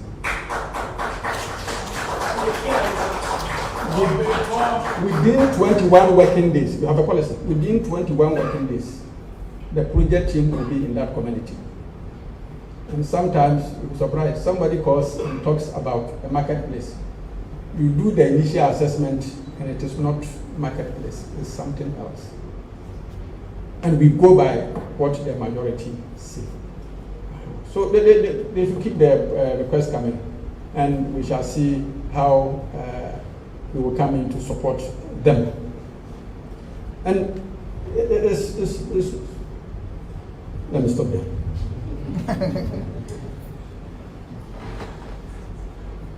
Gaskia, Mr. Mohammed, Ashrotef has done what? Almost 70% complete. At Nima. Oh. Demonstrations here and there. Agitations from the youths that they need that Ashrotef to be complete.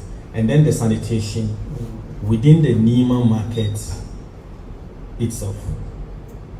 This is the first time I'm hearing there is AstroTurf at Nima. At Kawukudi. Whether Kawukudi. It's at Kawukudi, yeah. Whether Kawukudi or Nima. We didn't construct it. It's not one of ours. Every single one of ours. Massa. Calculators. Where we haven't, we tell you construction underway. If you want to get the percentage, then that one we call guys there, and they can. The Chira one, I don't know about for Ria's place, and the Dunqua on the transport ministers. It's under construction. You know, contractors sometimes can be funny. Somebody didn't pull his weight, but taking the contract from contractor A and giving to contractor B. That's why we said under construction. We didn't, but the system we mentioned, 100% completed. On the 18, 16 completed, full. The two underway. And there are other two. The total is 20. There are other two. We have Manshia and Highlander. I didn't bring them because there were other issues. Initially, 20 was the target. 2 under construction and other 2 at confusion. So, and you met the income. Sanitation, you see, it's a broad one. You know, previously, before, I think in conjunction with, Garrett, we were part of the Garrett business doing this sanitation intervention. But at the moment, I think it has been bracketed away from, and I think it's under ministry, Census area, works and housing. So they will be in a better position. We were involved at a point, but from 2020 coming, But in our own way, support of Maraba and Co., we have been giving tidbits as to how to keep our environment clean, and a sound mind is a sound body, and the Zongo people are taking advice.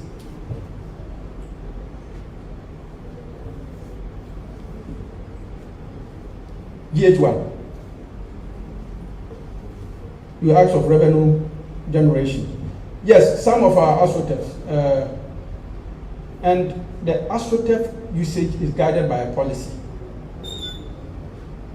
developed by the governing board, how to use it. It's not like you get there and you enter and play. No. We have a facility manager. We have a committee.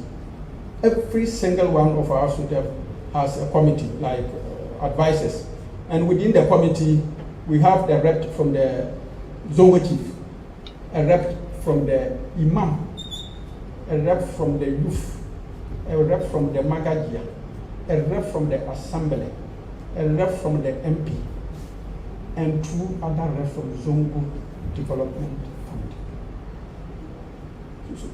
You can see that sense of community ownership within there.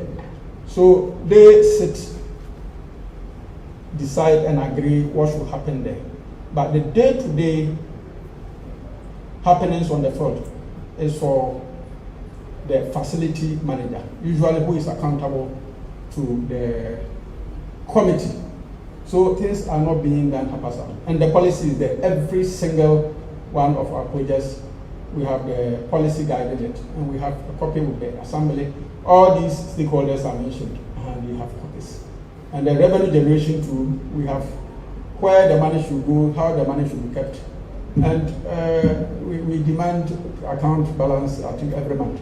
And we have recently appointed an officer purposely in charge of looking at bringing money from all our projects that are generating revenue, including the AstroTurf. It isn't only the AstroTurf. We have the places of convenience. Some areas you pay a token. Then some of the mechanized water system as well, they are not free because we have to maintain them. And it's the same policy guiding all these projects that generate. And I think there was a subsidiary question B that said because our people are not, they don't have money for the matter. You can't use AstroTurf for free. It doesn't happen. It doesn't happen. And what is it? Those turfs you see that they have a lifespan. And even the rate of usage, we have to control it. And it is this small, but we don't charge the commercial prices. Like if you go to private man, the figure you hear is different. Come to any of the Zongo Development Fund AstroTurf. Sometimes we go halfway the going market charges. So we've taken the financial status of our target group into consideration. And where necessary, sometimes it's free. Where necessary, sometimes it's free. But at a point we say bring something small for maintenance. And I think if you take for them, at a point, there are teams that do their training there. Before we did the AstroTurf, they had their pack. So after the AstroTurf fund, we've upgraded the listing. If you look at how much they are paying, sometimes we say let it go. But when something happens and it's not good on the field, they fix it. You see that synergy and understanding. And that is Zongo. We understand ourselves. So that is it. We charge, but we consider the muzzle of our users. I think that was it.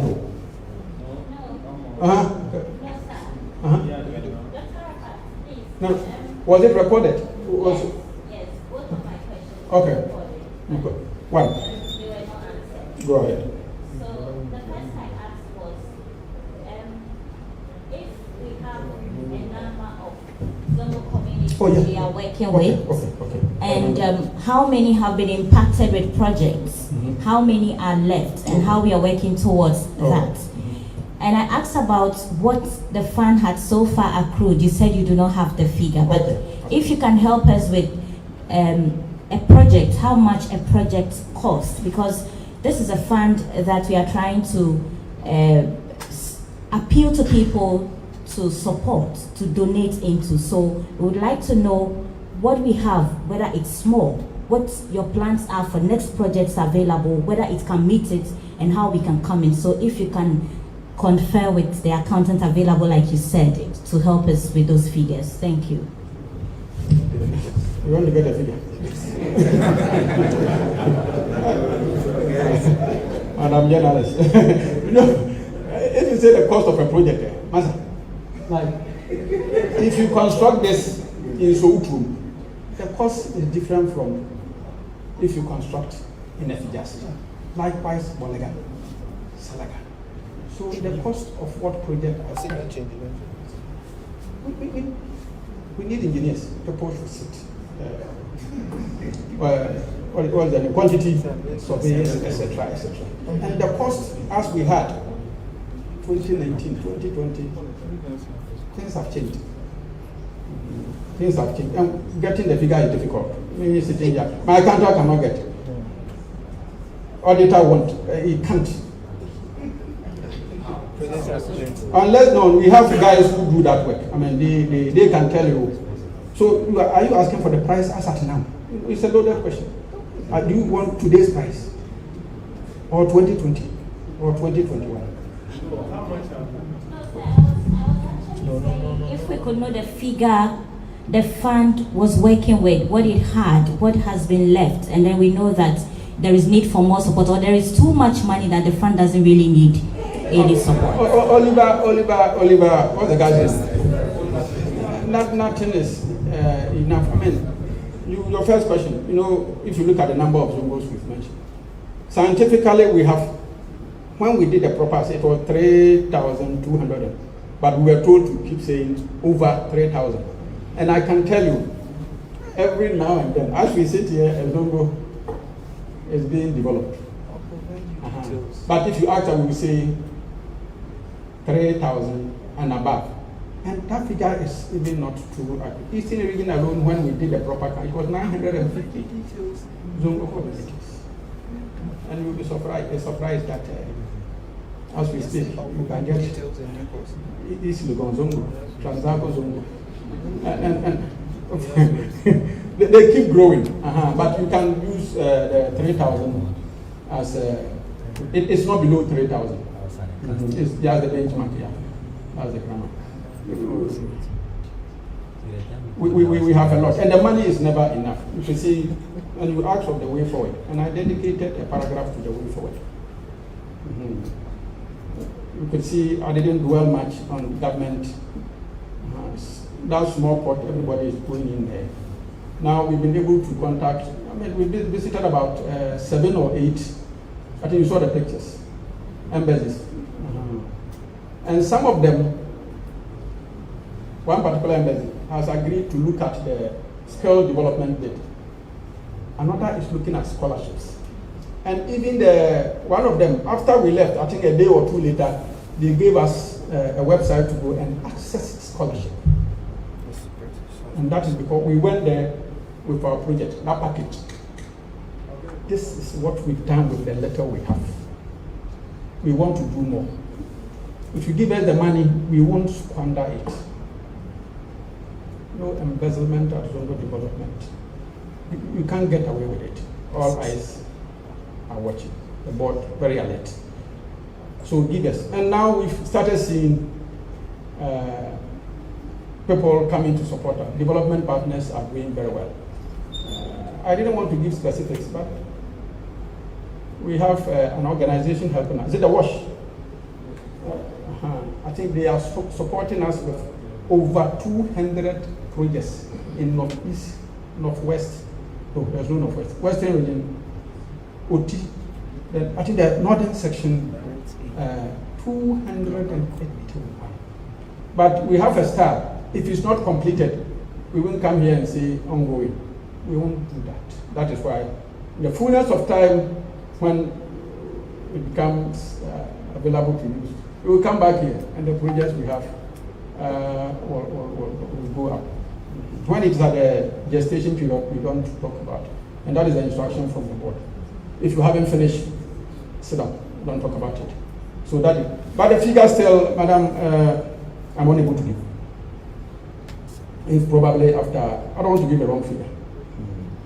But whatever money we are asking, whether we need more, we don't have enough.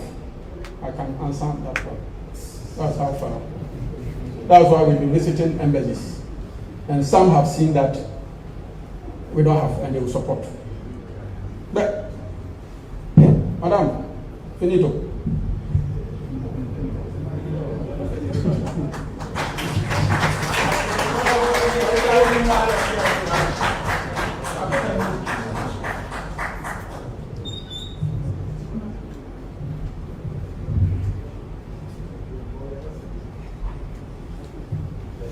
Thank you so much, Dr. Arafat. I would also like to acknowledge the presence of the Deputy CEO of the fund, Alhaji Baba Sadiq Yakubu. We are also joined by Mr. Ahmed, Director, Office of the Coordinator for Zongo Development. Okay, and I just saw Alhaji Yusuf Ofana just joined as Government Spokesperson on Social Services. Please, if you have any questions or follow-up, we'll take one last round before we call it a day. Okay, Nana. Okay, 2, John, and then I'll come back to you, Paul. Okay.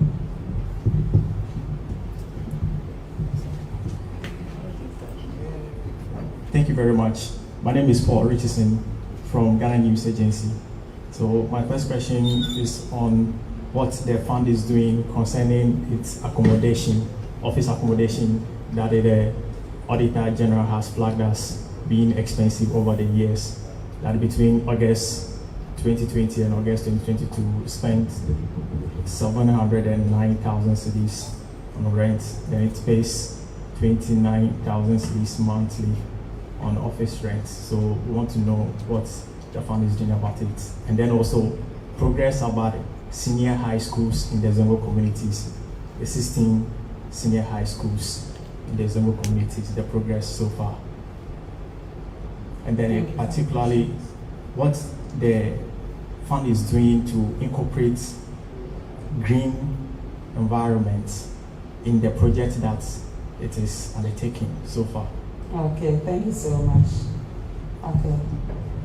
Okay, my name is Paul once again, and my question wasn't answered, and it was based on the intention of the fund to generate IGF. Yes, revenue. Okay, I think he mentioned some of the IGF with respect to the water, the AstroTurf, among other things.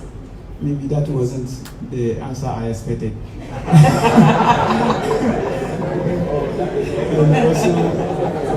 Also, I want to find out from the CEO what are the criteria used in selecting communities that benefited from the fund.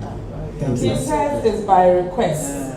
Okay. Because from the assembly members, from chiefs, from MPs, among other community leaders, because they don't live in the communities.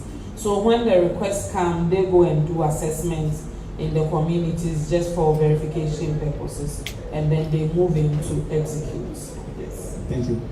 Okay, John. Nana Hoku. Okay, good morning, Dr. Harvard. I have some few questions for you. Nana, your name and affiliation. Oh, sorry, I'm Nana Hoku from the Research Light. Okay.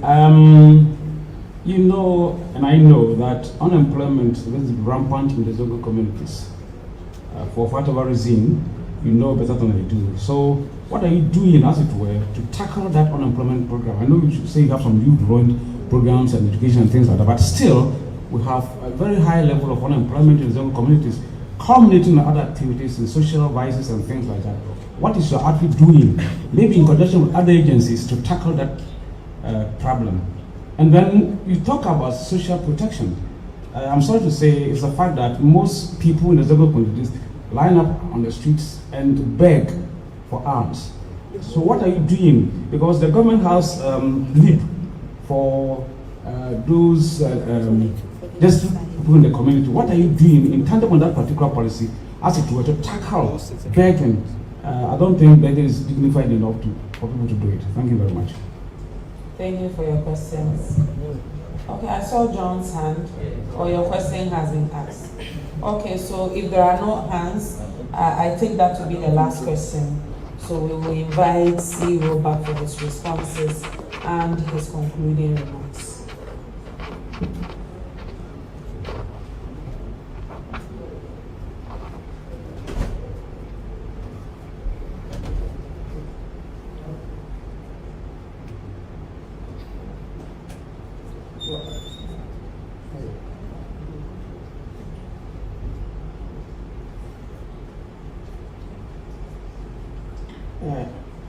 As I said, if I encounter a higher order question, my commandos are around. The social protection. I'm a senior social worker, practicing Britain for 17 years. So I understand the social protection. And we have ways of dealing with it, and I will leave it up to my project, one of my project guys who will talk about it. And we are talking about unemployment. You know, unemployment is a big matter. And you said we shouldn't talk about again. We shouldn't talk about it. What skills do you need to better your chances of getting employment, apart from developing yourself, educating? These are the things. That is the issue. That is where our strength will allow us to go. And that is what we are doing. It cannot be more than that. So those are the steps we are taking to ensure that we equip us. ICT Centers 37. You have ICT skill. Boss, you are a champion. And these are the things we are doing. If going forward something else comes, it's no magic. If something else comes that is so forward-looking and can catapult our approach as we have, if it is low for you, we will embrace it. Let's hope now that an embassy says they are going to take over the vocational skill acquisition. Maybe we'll get a booster there. And when that happens, we'll come back here again and we'll give evidence and testimony. Then you mentioned the model schools. But the subsidiary question, was it about greening, or how far we've taken into consideration greening within the model schools, or greening separately? Then we have, I didn't get that. I saw the two questions came. Boss. Like taking as a fund, how are you incorporating green environments? Okay, but not with specific relation to the model school. So it's part. No, the model school, I mean, we were pushed to the wall. No, nowadays, if you want to get something from up there, if you don't incorporate greening and your consciousness in relation to the environment, nobody will listen to you. So within that project, we to ensure even how we open our doors, is it automatic, is it how far are we using solar, is it 100% solar, 100% electricity, how sustainable is it? Every single thing. And even the number of trees we will plant. The guys are checking before we take off. So this come under his procurement is looking at that. Now the language of the commonplace is environmental friendliness. And we are conscious of that also.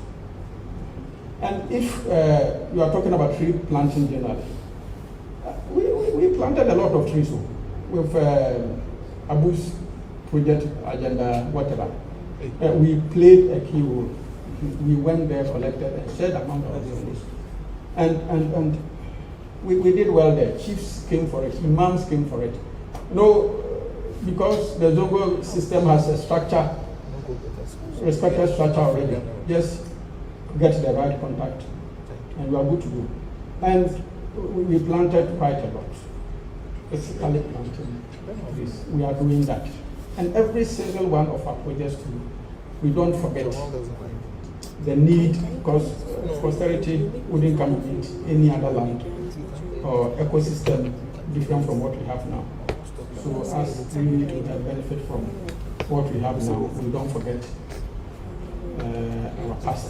So we incorporate it into all our activities as we progress. Nana, was it Nana who spoke about it? Nana? Paul. Nana spoke about the social protection. Unemployment. Yeah, I've answered the unemployment. Then there was a begging element. I have an officer in charge of if minister will allow, I will become chef license. How does it do? You come here. Okay.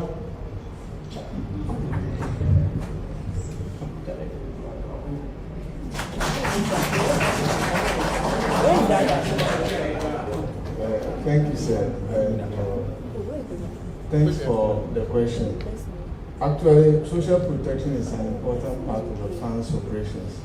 And within the social development section, it has been identified as one of the core issues. So if you look at the comprehensive development needs assessment the fund is working on, we have 3 core areas. One is basic services infrastructure, the enterprise ecosystem mapping, and livelihood vulnerability mapping. On the livelihood vulnerability mapping, we respond to these issues we are talking about. But at the moment, what we have done related to these children on the street is develop the Zongo Street Child Program, where we have mapped all the stakeholders that are involved in child protection in the country, and we will be engaging them and the communities to develop community-based solutions to take these children away from the streets.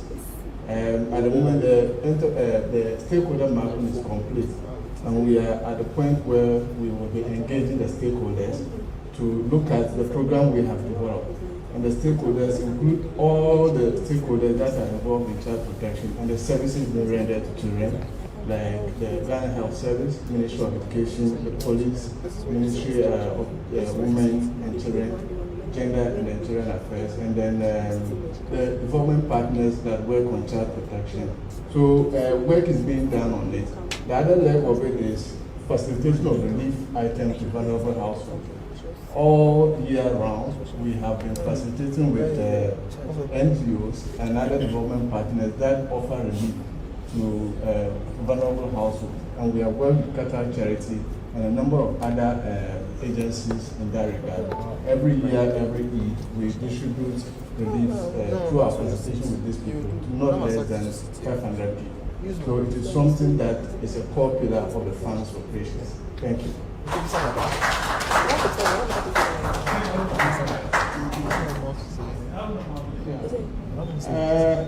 Thank you very much.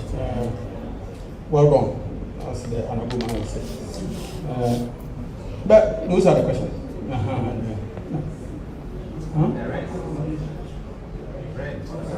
Oh, officer, of course. You saw. We were dragged to Public Accounts Committee. The same guy, you saw us there. And according to the Auditor General, the amount we are paying is a bit on the higher side. And to be frank, it's a bit on the higher side.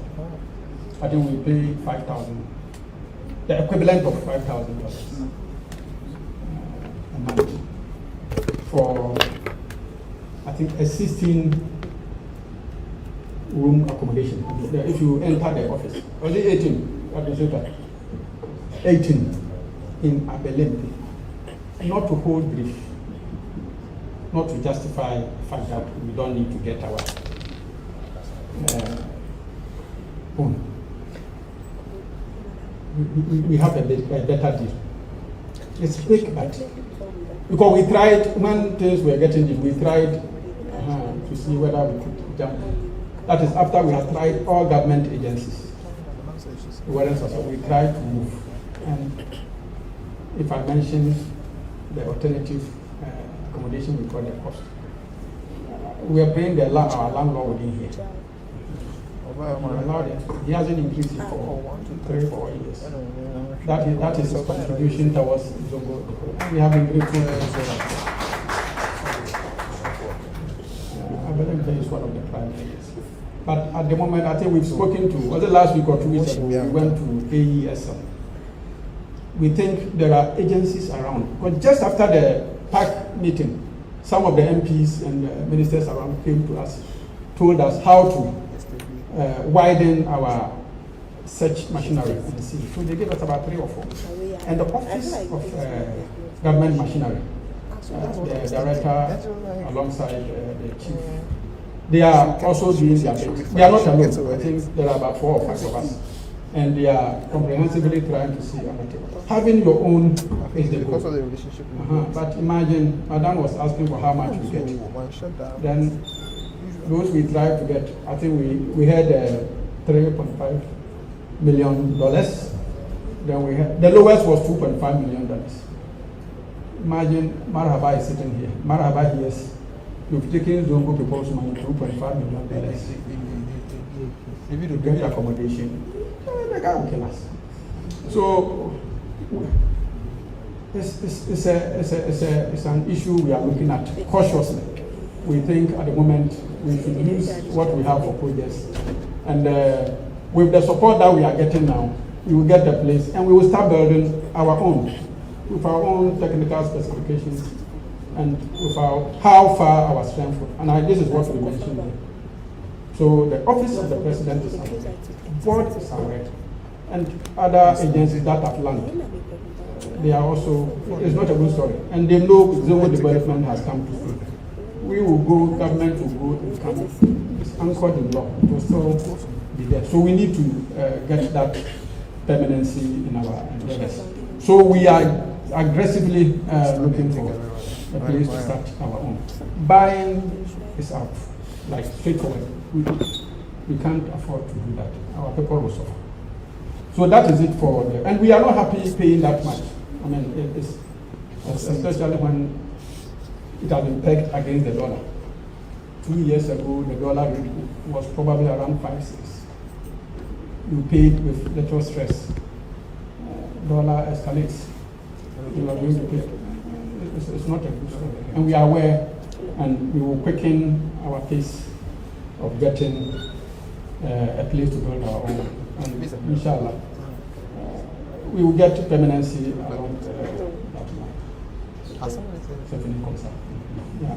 And you mentioned the GBC, you thank them, but I mean, we also extend our appreciation, especially to the Hausa, all of them, yes, to the Hausa division. We have been inviting our deputy CEO has been there before projects. We have we've all been there to talk about what we have. And the boss, Dr. Is it Amin? He told us specifically we can knock at his door 24/7 and he will give us money back for. So if they are watching BBC Hausa Department, we're very grateful. And Maraba, you bash us, but sometimes you are good. Alpha Radio, Zuria, Gaskia, Hijra, Baina, and all those guys. And they are all here. Somebody came from Kumasi all the way to just be part of this. And Mother, what's the guy name again? Bimbi Gambaba, welcome. so yeah, we are grateful. I want to thank you very much.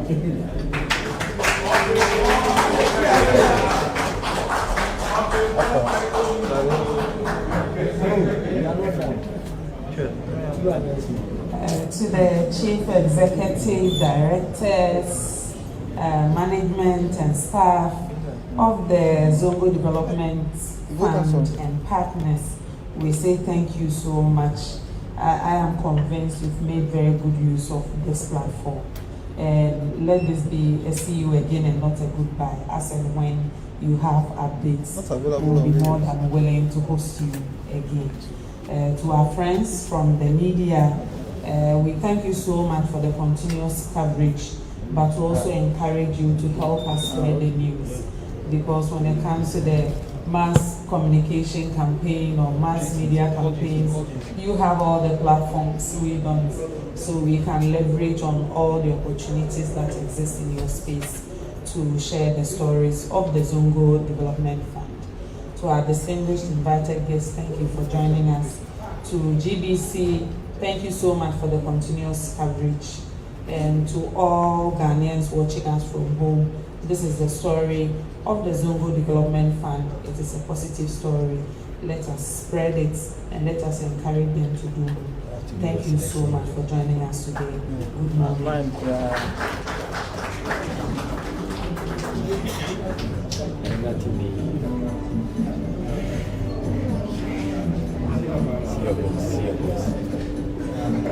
That's a big good.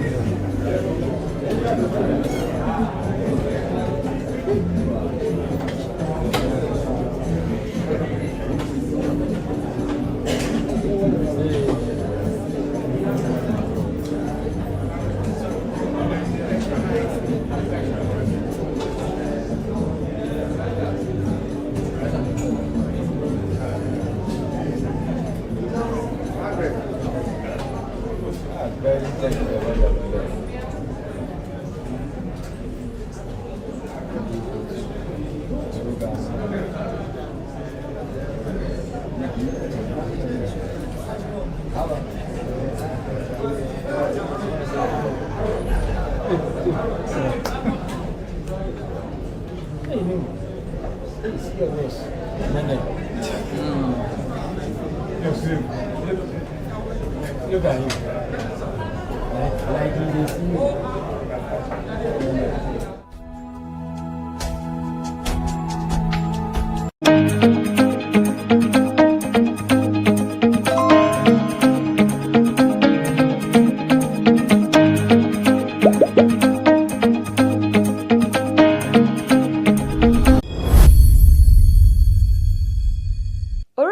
Martin, if it's him raw, the better just say we're resigning at the free MPP Amanyokonumu. Emubianso, MPP Amanyokonubianso, not just so much on Mano, Edia Sinisi, Pancake, Comadrin, Edia or no. Nano switch no, Alancho Martin so antanasi, and the interviews are walking 3 interviews Ninano, Utmuso to 2 pa Eddie Manes Uncle Funina. Nana GhanaWeb Abwabwa, a Sansin Fana, Alancho Martin, what to talk, Edia Manenu, Emu, a year 9. Bakon A. Stephen in team, national chairman, a man for in him say. Na sentemu ena Stephen in team, so, one a flag bearer for no, as far as Funya Kwakudin Kitan will be a trema, Bibia a boko, but a Alancho Martin trema, and yes, Sada and Okanye, a Stephen in team by no, okay, can't sama, just a hard drain, at the chance of Commander Stephen in team Babon or Becan in some for crime or man for so 18. I feel simple a year, Nana B, or no so no, or no so didn't seem for you ever to edify Alancho Martin, and Alancho Martin, a Casafon no business, no Nana B in corner party no, or Bermuda Bay or no so ever Casa, Edia for any resignation. Neotosomi and Sanso, a Justin Kodia, or no so yet church of Redima and this Amanukono, and Piamanukono, or no so Eddie Betuja say, Adia Alancho Martin, and more partner man, yes, or person resigning, and Alancho Martin so business there no so no, was all no, and I just man whom the Sobacas and Pesame resigning, and cause or ye never baby and was someone Casamu, so person resigning Eddie free a party, and then he tried to also crampo a chairman to me, I no so Eka sign and Alancho Martin on grateful the fine consistent, Utmuse Alancho Martin so one fan one chanapa or to 2 be a pan edema chairman to me.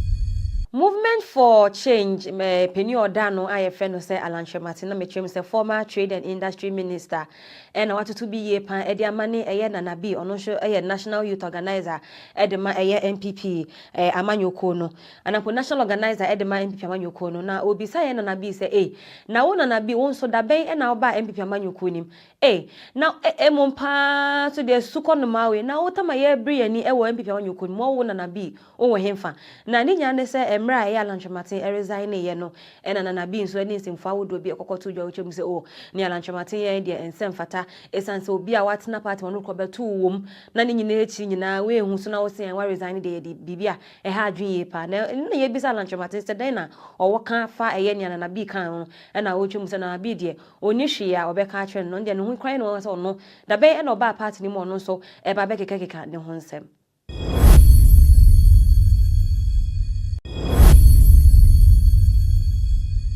na komia edi akotin ye pan ewo MPP amanyoko ni mo no asompo na managing director edema SCC na odinsemfa bi atodwa achese obisa alanchomate se enti dadade ya watena MPP amanyoko ni mu resign wie ansa na onhu se sana amanyoko onu mu mfaso bia enhyeda ni so sana eno ne naman na leadership ne fan ecosystem ochema we die alanchomate nke be yankakọ ne san bebiom dadade wotena MPP amanyoko ni chese over 16 years or 16 years mo ani ni nyina we hu san yade amanyoko no mehu hia na bibia na leadership ne fan ecosystem eno no so kopie mu ewo PCFM kokro kodwumadi so eno ne sansimfo ne nyina ekokoto dwa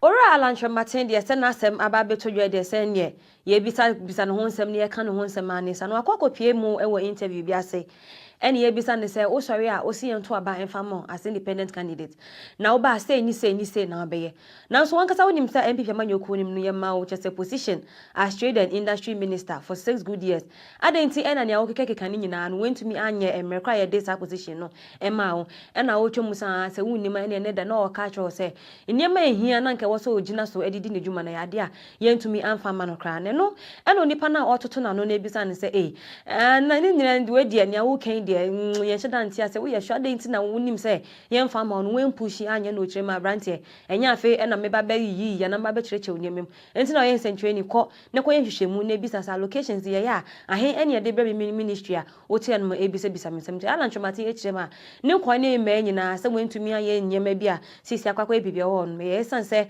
yentumi amfa enyema be hia no anampa be boa no ema netumi adi ne dwuma as trade and industry minister intia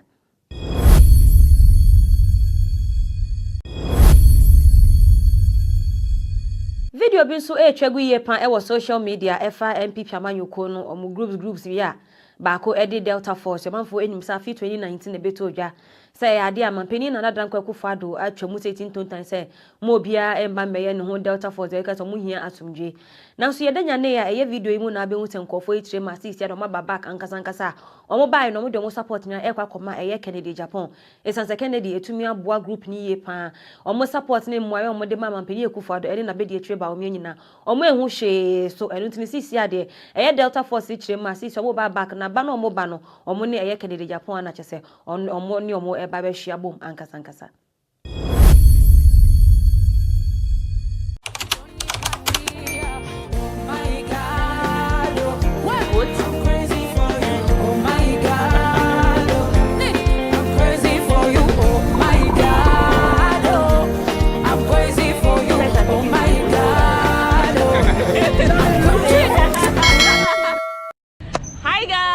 We are back again, Chale. I hope you are doing amazing. I'm currently here in Benin and I'm here at Ganvier, which is the largest lake village in Africa.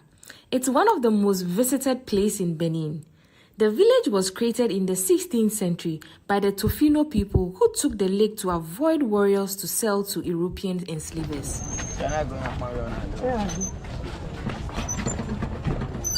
So guys, meet Ola and Abigail. I'm on this trip with Abigail, so you'll be seeing her in all my videos. And Boniface, yeah. So I said he is a tour guide here who speak both English and French. So guys, I know Ola from Instagram brought us here, and Ola has introduced us to Boniface. So whenever you come here, look for Boniface. Yeah. So let's go, guys. I'm so happy.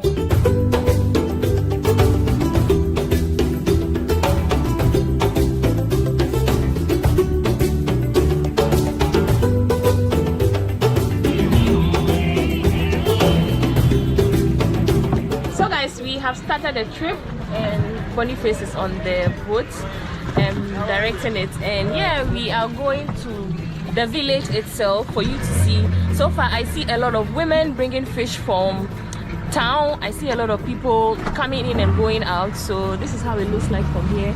It's really beautiful. Yeah, it's amazing seeing even little kids having their own boats. Ganvier is a village who is still on the lake, so they do everything on the lake. And in Ganvier, it is very, very important for the one family who from Ganvier to have 3 small boats. The first one for the father to go into fishing, the second is for the mom to going to sell the fish in the market, and the third for the kids to go into school.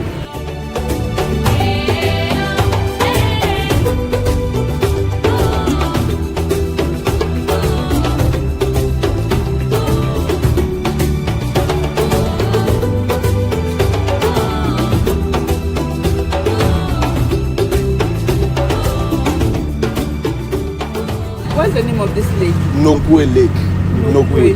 Yeah. And then we can go to Cotonou, Porto Novo, even Nigeria by here.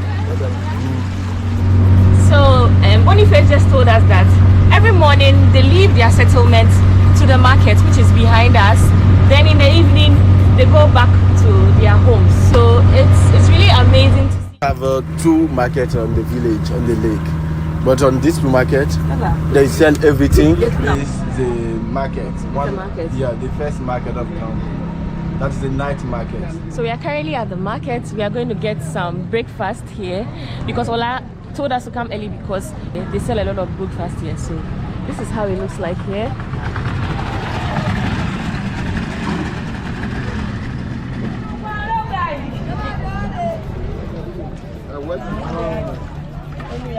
Ma, F1.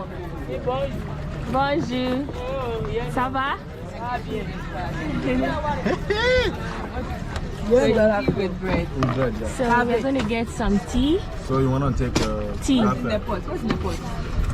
Hot water. This? Yeah. This is the hot water. Oh, okay. Coffee.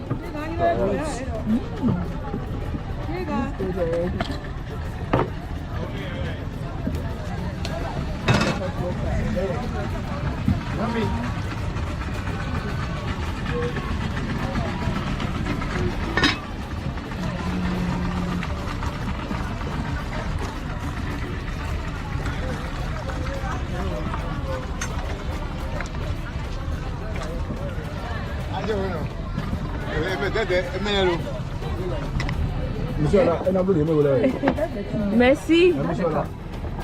Merci. So, wow, it's hot. I got my tea. This is my tea. Yeah. She sells biscuits and this is soup. So, yeah. This market is very different from your usual market. This is Benin and this is the life here.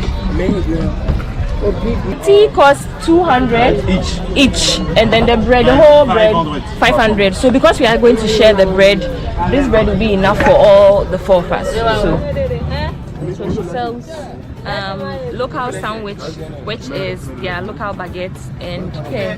So there are lots of things. I see their local meals. They also serve rice. I also saw rice, and she also sells eba here. So yeah, it's such a beautiful experience.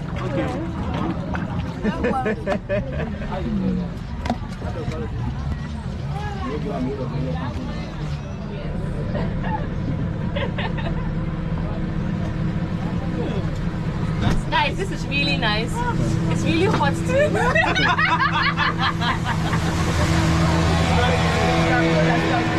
This is going to be my breakfast. Nescafe right here in the village. Cheers.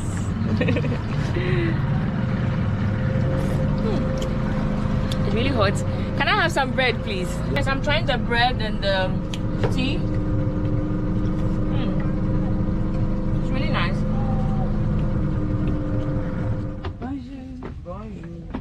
How are you, Mama? Fine. How are you, Junior? Fine. You're fine. So we are here at Mommy's shop.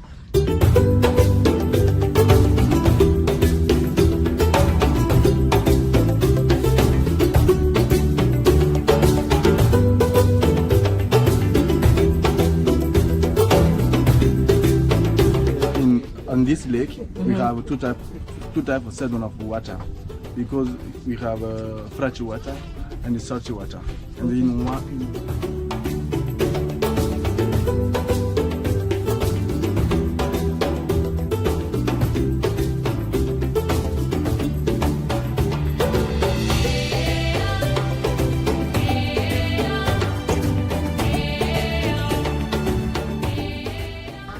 Ola showed me a video. So they get this on the lake. On the lake. During the rainy season. Exactly. So they dry it for the dry season like this to be able to weave all these things. Exactly. Oh wow, this is amazing. They are making good use of everything here, right here from the village, to also make money. I spotted this bag, which is so beautiful. I want you to see. So it's called a water yasant, which is used to produce this bag, and this is how it looks like. How much is this? 6,000 sefa. 6,000 sefa. So yeah, when you come here, make it a point to buy something from them, because that's the only way you can support their business. I say this one you can put alcohol drink, water, soda, in it, whiskey, and you put it on your table. And when guests come, you can serve them. Yeah, this is beautiful.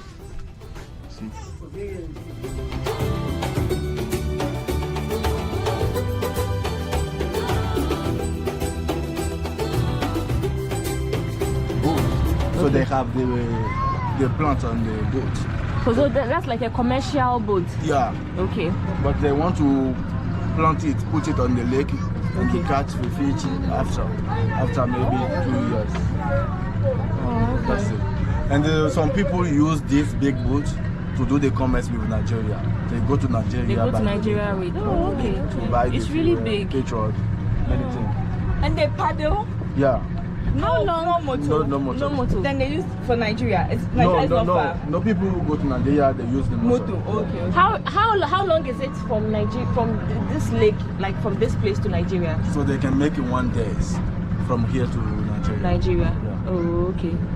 Also breakfast here.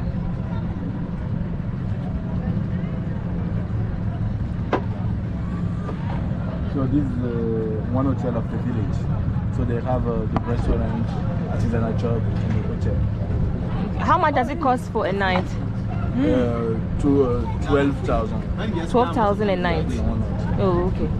We have everything here. We have schools, we have a hospital, maternity, markets. We use the solar panel to charge our phone.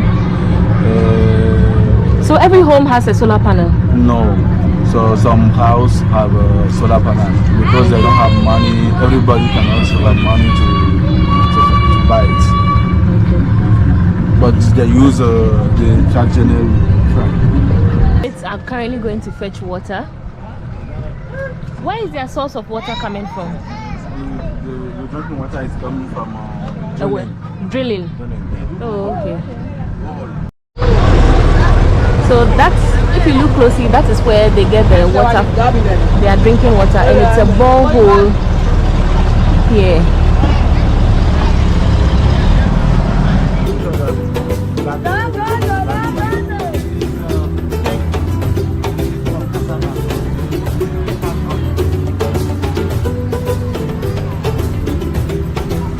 So guys, all too soon we are done with our tour. We are heading back to the point at which we started, which is about 15 minutes from here.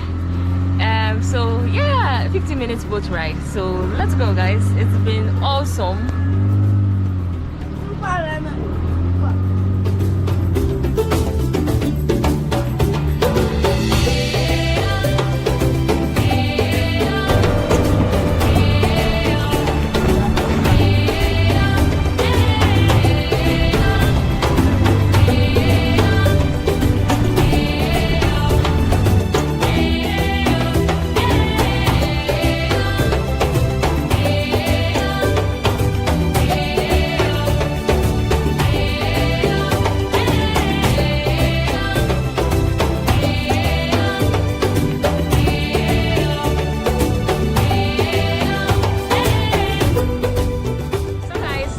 Brings us to the end of this vlog. I hope you found this video very educative, and a big thanks to Boniface and Ola. Yeah, so whenever you come to Benin, please look for them. I'm going to put all their details in the description box so you have an easy access to the village. We had a good time, and I hope you also had a good time too. Until next time on my next video from Benin. And oh, I forgot to tell you that I got this from the village for 1,000 sefa. So yeah, until next time, Abby, say hi. Until next time, bye. Bye.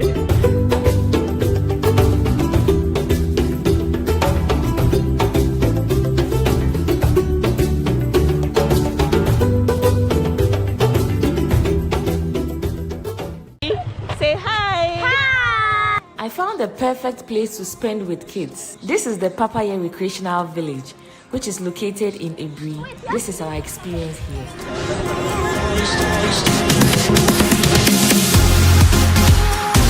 So guys, we're currently at Ebri. Say hi! Hi! It's your first time in the history, and then they wanted to see the view from here, so yeah. It's so beautiful out here. Very, very nice.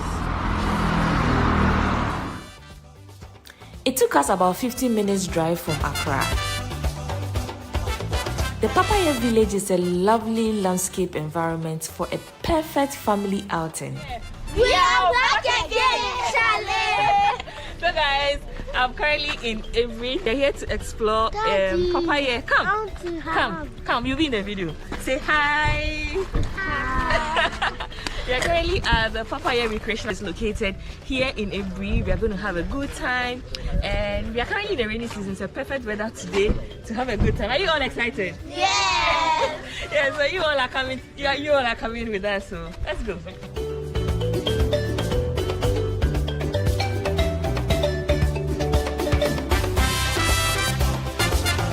You need a ticket to play these games. Okay. So anyone that plays here will get 2 tickets to play any 2 games here. Okay. So when you do well in these games, you gather points and then you go for some small prizes. So because we are currently in the rainy season, there's a little bit of black flies and small insects here. So Auntie here is giving us insect repellent so that we can rub it on our skin. So yeah. On your left. Yes, thank you. So yeah, I'm rubbing it on my skin. Anytime you are coming here, I'll suggest you wear protective clothing like jeans, something to cover at least your upper and your lower parts. So yeah, are you all excited? Yeah. We are hoping it doesn't rain. The weather seemed like it has started drizzling. We just hope it doesn't rain.